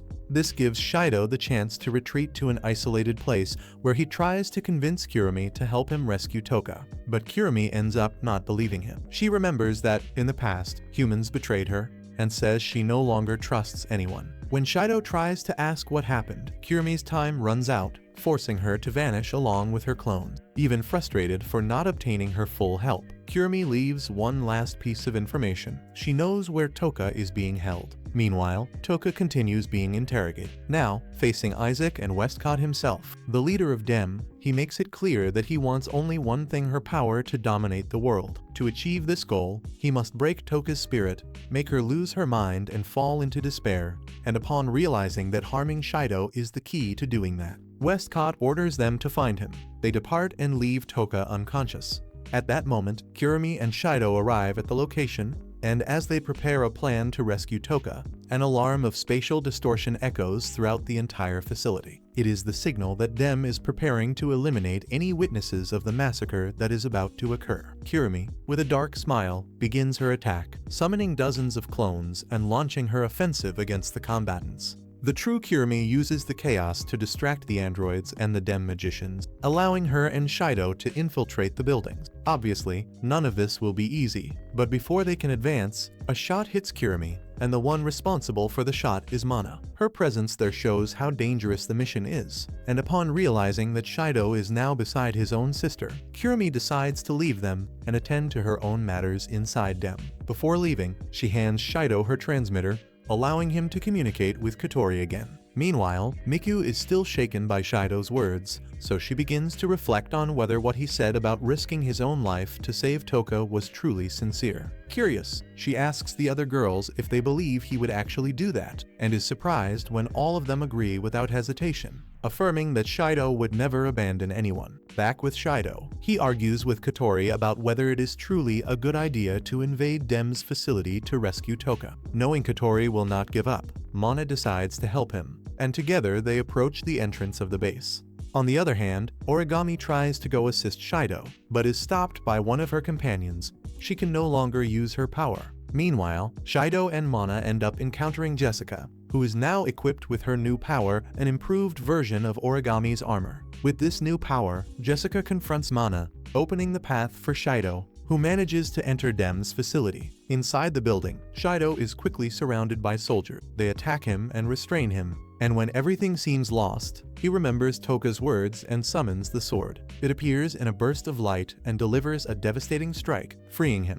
Even so, one of the soldiers manages to wound him before he continues his search. But even injured, he walks through the corridors, weaker at each step, until he is cornered again. When he is about to be captured, Miku appears, and she uses her voice to order the other girls to deal with the magicians outside, while she escorts Shido deeper into the base. Outside, the battle between Mana and Jessica continues, but Jessica, completely overwhelmed by the excessive absorption of Mana's power, has lost her sanity. To make things worse, Ellen arrives to assist her, putting Mana in serious danger. Before they can finish her, Origami appears, saves Mana, and confronts Ellen to clear a path to the protagonist. Back with Shido, he thanks Miku for the help, and as they advance through the corridors, they interrogate the captured soldiers, since they want to discover where Toka is being kept. But Shido can barely remain standing, even with Kotori's attempts to heal him from a distance. Miku notices this and tries to convince him to stop, saying he is acting like a fairy tale prince who thinks he can save everyone alone.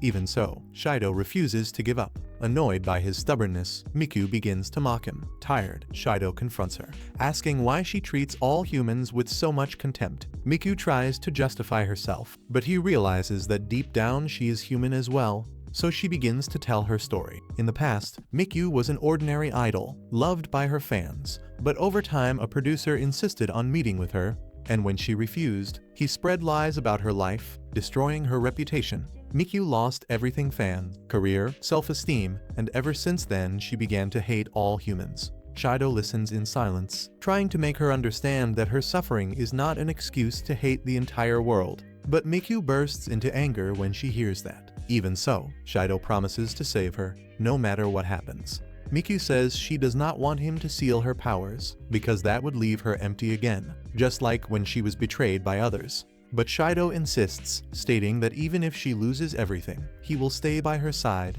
listen to her songs, and never abandon her. His words leave her in shock, and for the first time Mikyu hesitates, surprised to hear something like that from someone she swore she despised. Meanwhile, Origami continues fighting Helen. Her armor is simpler and weaker, so she must rely on intelligence to compensate. Even so, Helen's strength is overwhelming, and at the moment Origami is about to fall, Kotori arrives with the Fraxinus, providing aerial support and opening a chance for her to fight once again. But then Helen receives a new order, a direct call from Westcott. At the same time, Shido finally reaches the place where Toka is being held, and there he also finds Isaac and Westcott. Upon seeing him, Westcott is surprised. He does not believe Shido reached that point alone, assuming everything is the work of a mysterious woman behind the scenes. Even so, he has no intention of freeing Toka, since he is not skilled in combat. Westcott chooses to simply release her in order to create a distraction, raising a magical barrier between them and giving Helen time to attack Shido.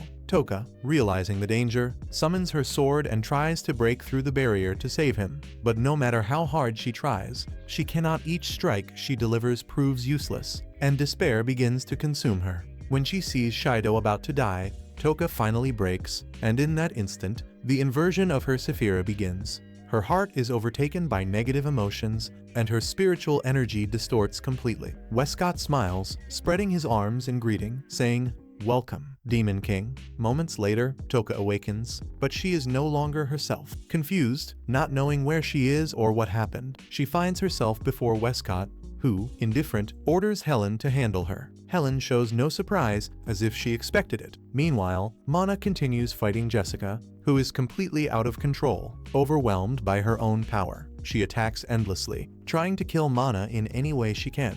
But the price of using that power is too high, and the armor begins consuming her vitality, tearing her body apart little by little. Even so, she does not stop. Driven mad by envy, she screams that she always wanted to be recognized the way Mana was, but the world never gave her that chance. In the middle of her attacks, she completely loses control of her armor and, in the end, dies in Mana's arms, leaving behind only silence and regret. Meanwhile, Toka, now in her demonic form, fights Helen. The difference in power is absurd. Toka barely needs any effort to repel the commander's attacks, unleashing a wave of energy so intense it makes the ground tremble. Helen and Westcott are forced to retreat. Even wounded from her fight against Origami, Toka is far too powerful to be contained in that moment. Before leaving, Westcott simply watches Shido from a distance and, with a cold smile, says this was only the first step, vanishing right after. When silence returns to the area, Kotori contacts Shido again, explaining Toka's condition. She tells him she is not certain they will be able to seal her powers this time. The objective is simple: rescue her. But when they try to approach, Toka attacks them violently. Miku tries to restrain her with her sound waves, giving Shido time to act. But Toka is far too strong. She breaks through Miku's control with ease and unleashes a devastating strike toward her. In that instant, flashes of the past run through Miku's mind, memories of everything she lived, of her pain, of her regret for never having met someone like Shido before. Her emotions spread across the battlefield, awakening the other girls, who regain consciousness. They quickly join Origami, who updates all of them on the current situation. Meanwhile, Miku realizes that Shido threw himself in front of the attack to save her, and that gesture shakes her deeply. And for the first time, she understands what he truly meant. She realizes that he genuinely cares about her, and Toka's energy shifts. She summons a new sword, with a very strange name that I will not even try to say. Miku screams for him to run and leave her behind, but before anything can happen, Yoshino appears, joining them. Even so, Toka unleashes a single attack, and the explosion destroys everything around. Shido would have been struck, but the twins appeared at the last moment and saved him. When he is placed back on the ground, Toka begins to remember the voices, the moments, the time she spent with him. Shido approaches slowly. Without hesitation, he kisses her, and she becomes very confused by this gesture, unable to understand why someone would kiss the enemy in the middle of a battle. But little by little, that gesture begins to break the chaos in her mind. The memories return the warmth, the laughter, the kindness. Everything slowly comes back, and she regains her consciousness. In tears, Toka thanks Shido for saving her once again, and on the other side, Kurumi watches from afar. She did not find what she was looking for, and silently disappears into the shadows, fading from everyone's sight. Sometime after this incident, Shido meets Mikyu, and this time she treats him with tenderness and sweetness, recognizing that he is different from any other man she has ever known. To her, Shido is someone truly special. Mikyu slowly approaches Shido and kisses him, finally sealing her powers, thus fulfilling the promise they had made. Even if no one else hears her songs, she knows that Shido will always be there to listen to them. Soon after, Mikyu steps onto the stage, but this time not as the spirit Mikyu, but as the true Mikyu, the person behind the voice. She sings with her heart open, ending everything and publicly revealing her feelings, saying that she loves Shido with body, soul, and heart. Sometime later, Shido meets Kurumi once again, and to his surprise, she invites him on a date. The most unexpected thing is that now she has a very different behavior, sweet and innocent, very different from the Kurumi he knew. At first, Shido refuses, suspicious of her intentions, and Kurumi, hurt, asks if he hates her or simply does not trust her. Not wanting to see her cry, he ends up accepting the invitation, and Kurumi takes him to a festival. Shido believes that all of this hides some secret plan, but he gradually realizes that she is truly enjoying herself. They walk through the booths, tasting typical foods, playing and laughing, and for the first time, he had truly smiled. Kurumi seems like another person, genuinely happy. Even so, Shido had no idea what she really had in mind. Later, they watch a theatrical performance that tells an ancient Japanese legend about two lovers, separated by destiny, who could only reunite when it rained. The story leaves Kurumi visibly shaken, and she comments that with time, the pain of separation may disappear, but along with it, the memories as well. And that would condemn them to never recognize each other again, even if they crossed paths in the future. Shido tries to comfort her, smiling, answering that they could simply meet in secret, just like they are doing now. Kurumi laughs sincerely, with a rare shine in her eyes, and her laughter draws the attention of the audience, and the two end up having to leave the performance in a hurry. While walking, Kurumi sees a bridal shop. Enchanted, she pulls him by the hand and convinces him to go inside. She says she wants to create memories with him, something that lasts even if time separates them. What they do not know is that, at the same time, Katori, Yoshino, and Toka are at the same festival, searching for him, eager to see him. During the search, Toka notices a mural filled with tanzaku, those small strips of paper with written wishes.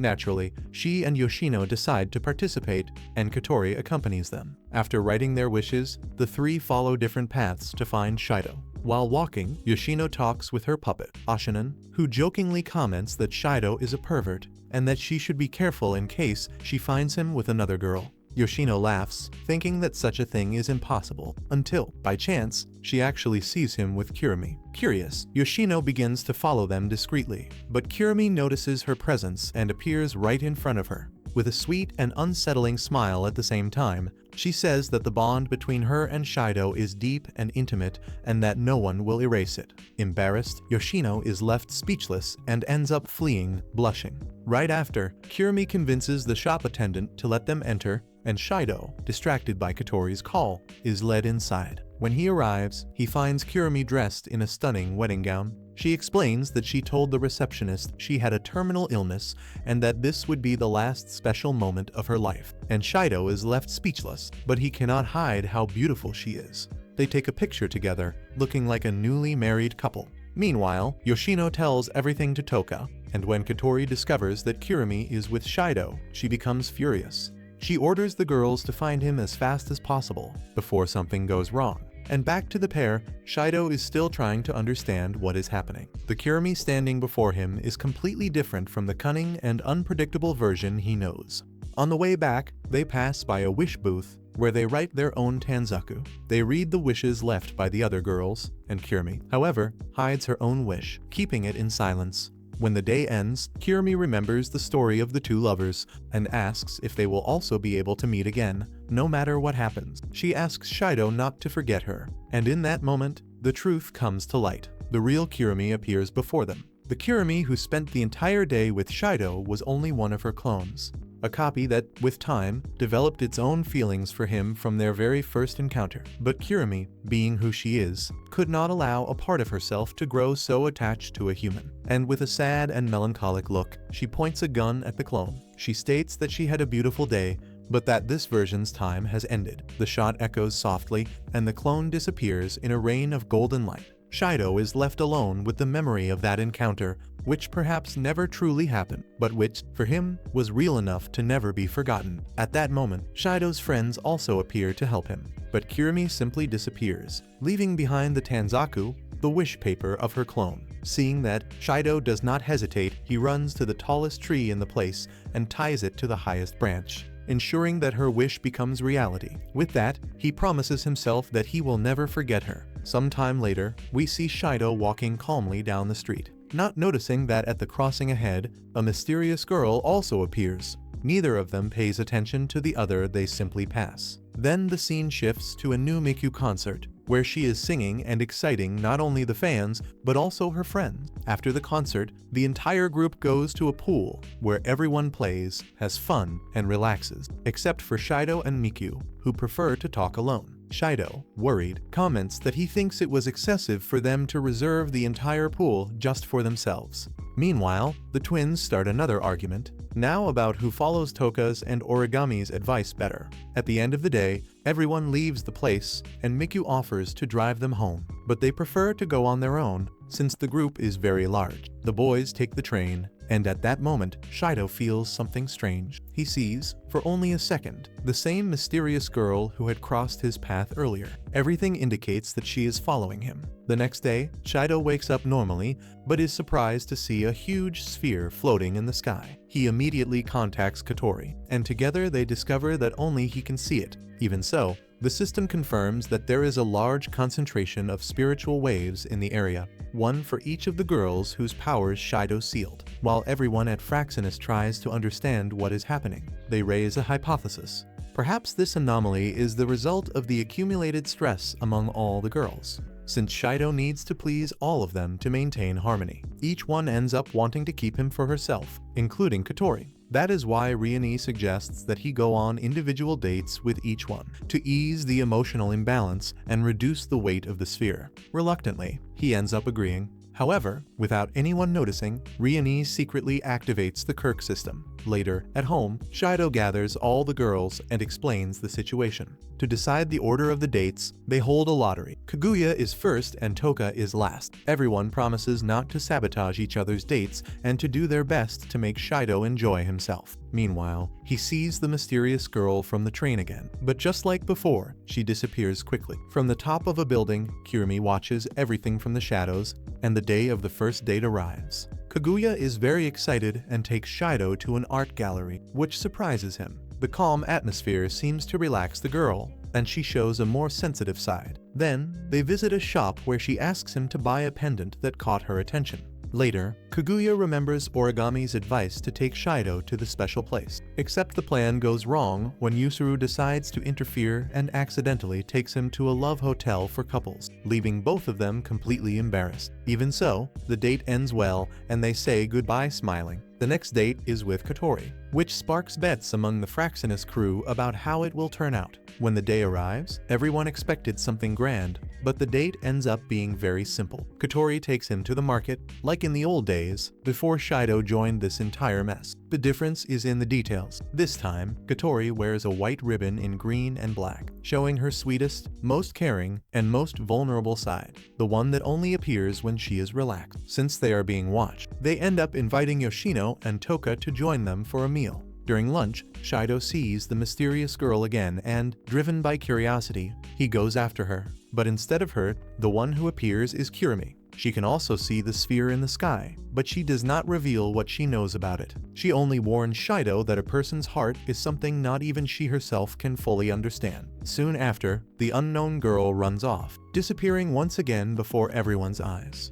Time passes and the day of Toka's date arrives, and Shido, anxious, arrives 15 minutes early, but discovers that Toka had already been there for an hour, waiting for him nervously. She assures him it will be a fun date and reveals her plan, which is to spend the entire day eating. After all, she noticed that during the dates they barely had time to enjoy the meals. The mysterious girl watches everything from a distance once again, and while Shido and Toka have lunch at a restaurant, that same girl suddenly appears, acting as if nothing happened, now beside Origami, who shows concern because Shido did not show up for his scheduled medical appointment. Before she can do anything, her colleagues arrive to take her to the hospital, but Origami escapes them, determined to find Shido on her own. Later, they go to a place where Shido once saved Toka, a special place for the two of them. Then, once again, the mysterious girl appears, and Shido approaches her, asking who she truly is and what she wants. She calmly replies that her name is Mayuri and that she is the administrator of Kiryu-Beal, a giant angel that took the form of that sphere in the sky. Mayuri explains that her existence has one single purpose, which is to test whether Shido's body and heart are worthy of holding the power of all the girls. As soon as the trial ended, she would cease to exist. But before they can continue, Kiryu-Beal loses control and fires an attack toward Shido. He manages to dodge at the last moment, while the gigantic angel becomes visible to everyone. With that, all the girls prepare for battle. Katori activates the Fraxinus and commands the aerial offensive, while Mikyu remains by her side to protect Shido. Mayuri tries to restrain the angel, not understanding why it is acting on its own, but the chaos only increases. The girls join forces, attacking together, but they notice that their attacks have no effect. Katori unleashes the Fraxinus' most powerful attack, a devastating energy beam, but Kiryu-Beal blocks it effortlessly with its wings of light. Next, the angel captures Mayuri in midair, and while she is imprisoned, Mayuri cries as she watches everyone being defeated because of her. At that moment, Katori detects new spiritual waves that, to everyone's surprise, belong to Mayuri herself. Riani quickly understands what is happening. Mayuri was born from the combined power of all the girls, but after watching Shido go out on dates with each of them, she ended up developing envy. This emotion caused Kiryu-Beal to lose control, and determined to end the suffering. Mana leaves the ship, ready to eliminate the angel once and for all, but Shido stops her. He stands in front of her and shouts for her not to kill Mayuri, since she is part of all of them. Moved by his sincerity, the group reacts, and the girls begin to shine intensely, and their spiritual energies rise to their limit, fueled by Shido's desire to save Mayuri. United, they launch him through Kiryu-Beal's energy beams, opening a path to the center. Shido manages to reach Mayuri and free her, but the angel absorbs the released energy and becomes even more powerful, devastating much of the area. Even so, they realize there is a chance. If all of them unite their powers, they can defeat him. Mayuri, Toka, and each of the others transfer part of their energy to strengthen the bond between the spirits. Kiryu-Beal tries to stop them, but Mana and Shido face it together. Before he is gravely injured, Toka undergoes a new transformation, and an intense aura surrounds her as she gains enough power to confront the angel directly. Even then, Kiryu-Beal regenerates after every strike, and it is then that Mayuri makes her decision. She approaches Shido and kisses him, breaking the seal on his body and fully releasing Toka's power. With her strength restored, Toka delivers a final strike, destroying Kiryu-Beal. As the angel dissolves, Mayuri begins to fade away with him, and she smiles serenely, telling Shido that she cannot hate him, because from the moment she was born, she always loved him, and all she ever wanted was to stay by his side. She thanks Shido for giving her a reason to exist, and with one last look, she disappears into the light, finally at peace. After a few days, Shido and Toka meet to talk. He believes Mayuri did not vanish completely,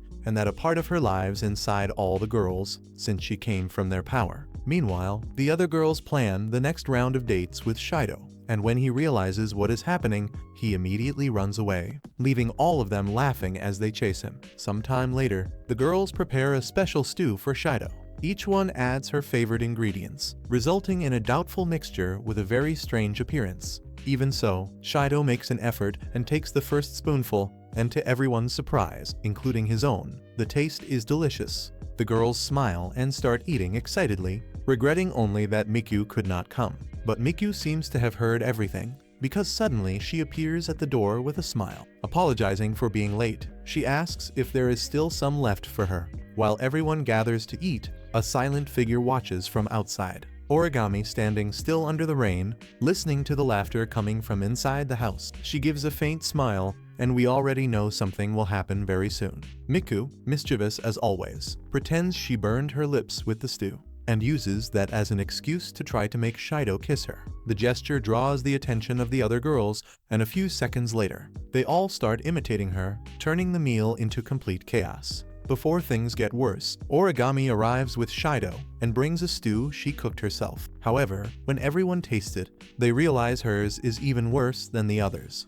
And right after that, an alarm echoes through the Fraxinus, indicating the presence of spiritual waves. Shido wastes no time and heads immediately to the indicated location, and the anomaly leads him to a completely destroyed area, one of the places where the first spacequake occurred 30 years ago. Walking among the ruins, he sees an ancient castle, and inside he encounters a new spirit named Natsumi. She slowly approaches, and with a very shy look, asks if he thinks she is beautiful. Without hesitation, Shido says yes, and she blushes with a smile. And as he keeps complimenting her, her expression brightens. Every word makes her happier and more confident, but that peace lasts only a moment, because the spirit hunters appear, surrounding them. To defend herself, Natsumi summons her angel, a magical power capable of turning weapons and projectiles into adorable things like toys and plushies. However, one of the shots manages to break through her defense and hits something in her body, shattering part of her spiritual energy. Her happiness gauge plummets and her expression changes completely. Upset and wounded, Natsumi believes Shido saw her true form, something she considers horrible. Furious, she screams that from that moment on,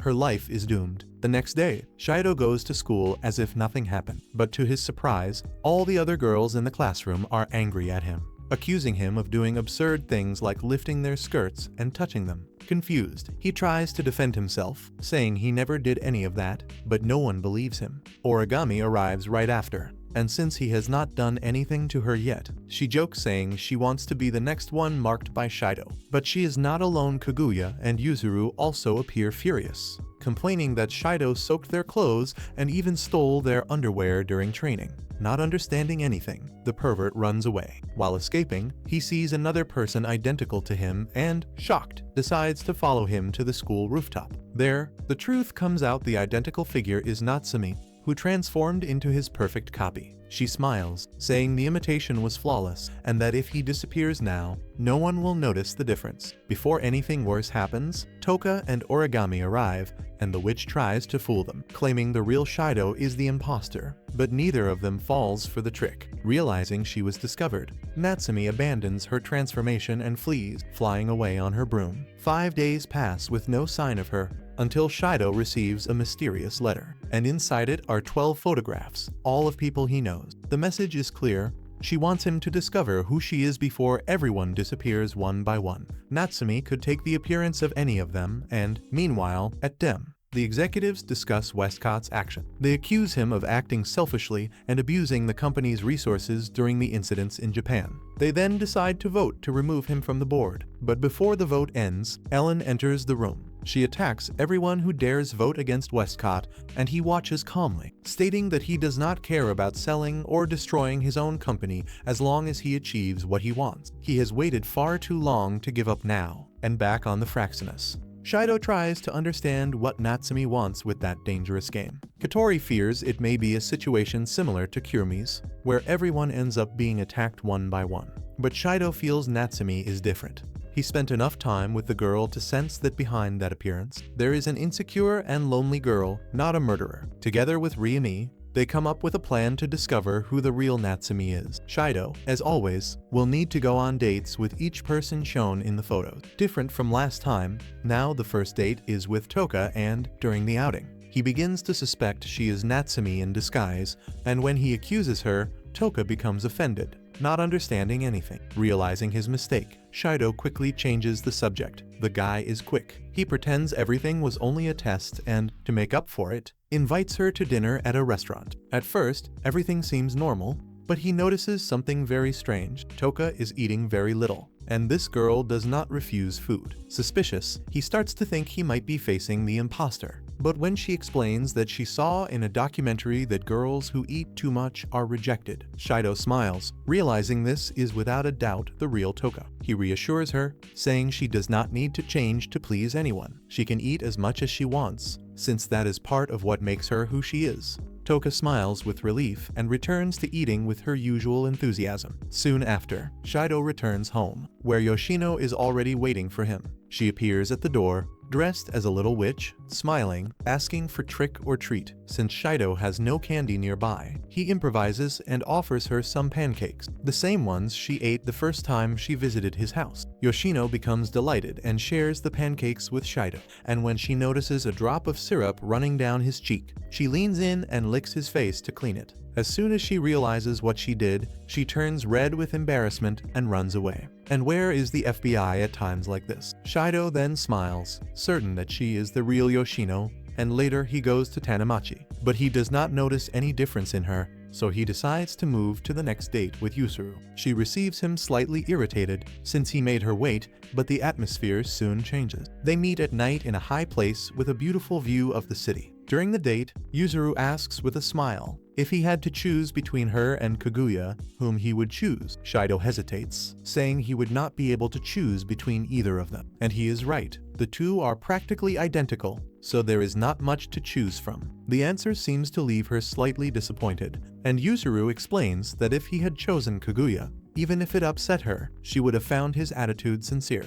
And if he had chosen her, she would have been happy. Clearly, even if it were only a lie. Before they say goodbye, Yuzuru asks him to tell Kaguya that he chose her. She knows her sister will become irritated, but deep down, she will be happy in a certain way. Without noticing, she lets slip that both she and her sister love the protagonist, which was already obvious. Embarrassed, she runs away, leaving Shido with the confirmation that she is also real. Later, already at home, Shido talks to his sister Katori about everything that happened, and although he has not felt anything strange yet, both know it is only a matter of time until Natsumi acts again. Katori tries to hide it, but she is excited and anxious for her own date with her brother, which is a bit bizarre. However, before they can relax, the witch's game begins. Natsumi once again activates her angel and launches another round of attacks. Shortly after, Kaguya appears desperate, saying that Yuzuru has disappeared. Shido tries to keep her calm, and together they analyze the recordings from the twins' house.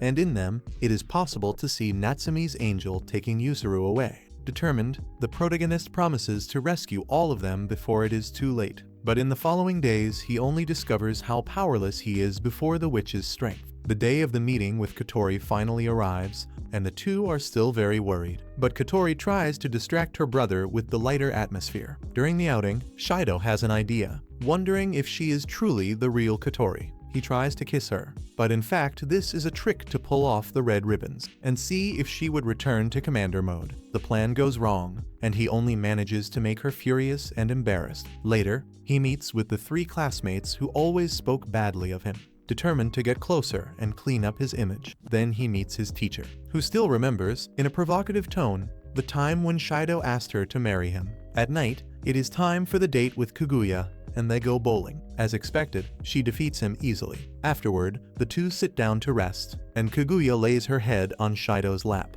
While she is using him as a pillow, the tone ends up changing, and she begins to cry, saying she is very worried about Yuzuru. She begs Shido to save her, saying he is the only one who can do that. Later, he returns to Katori's house, and Shido remains worried for not having found Natsume. They deduce that she may be watching them from somewhere, and they are right. The witch appears floating before them and proposes a challenge. She tells Shido that if he truly knows her and says who she is. Shido thinks and answers firmly that she is Yoshino. For a moment, it seems to be the right answer, but Natsume only smiles and disappears without saying anything. Shortly after, the team receives an alarming piece of news.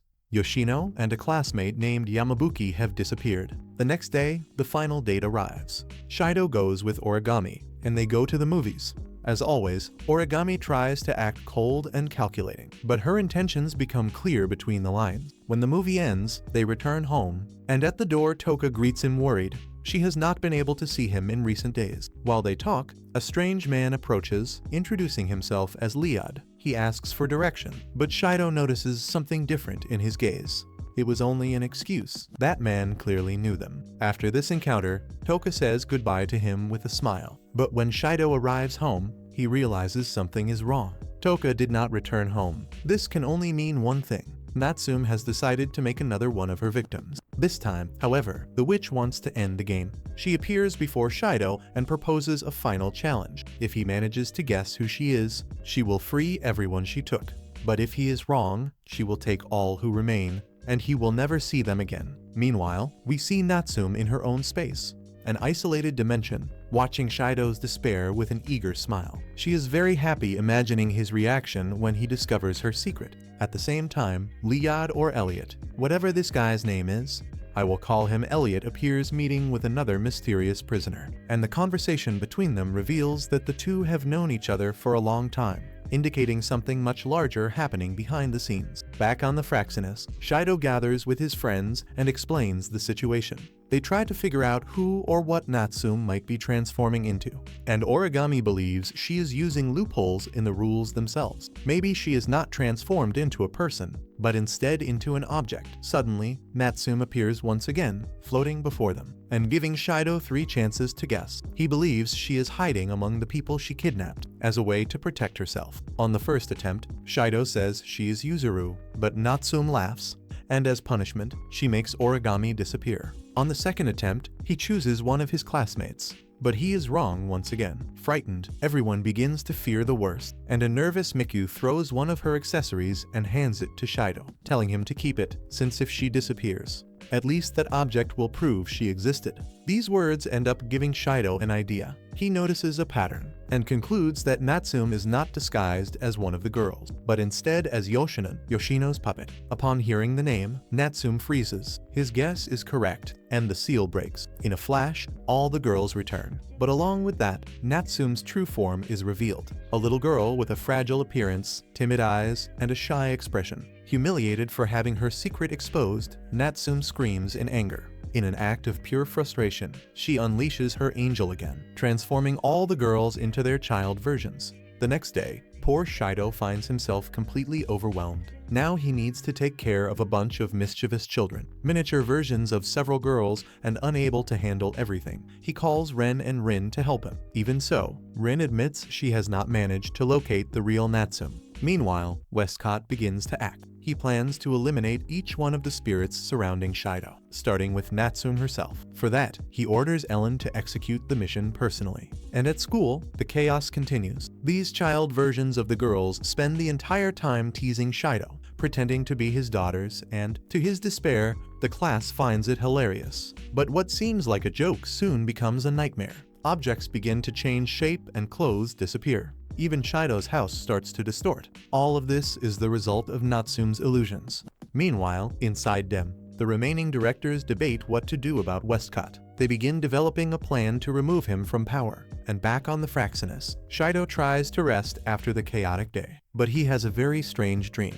A mixture of memories and childish laughter echoes in the darkness. When he wakes up, Natsume pulls another one of her pranks, transforming the girls into cute bunnies, while Shido appears dressed as a rabbit tamer. While everyone tries to understand what is happening, Rin finally manages to track Natsume's location. The witch notices she is being followed and tries to escape, but ends up encountering Ellen and her dem companion. Even so, Natsume fights with courage, and with a wave of her staff, she transforms the enemy's attacks into toys, and even turns Ellen into her child version as well. But even small, Ellen is dangerous and manages to injure Natsume, and her disguise falls apart. The witch collapses to the ground, wounded and powerless, completely at her mercy. When everything seemed lost, Toka and the other girls appear to help her. And Shido also arrives, confronting Ellen to protect Natsume. And I am sure Shido is eager to put Natsume in his harem as well. Ellen, however, does not seem too worried, until Miku uses her power to mentally manipulate the Dem soldier, forcing them to turn against Ellen herself, creating the perfect distraction for everyone to escape.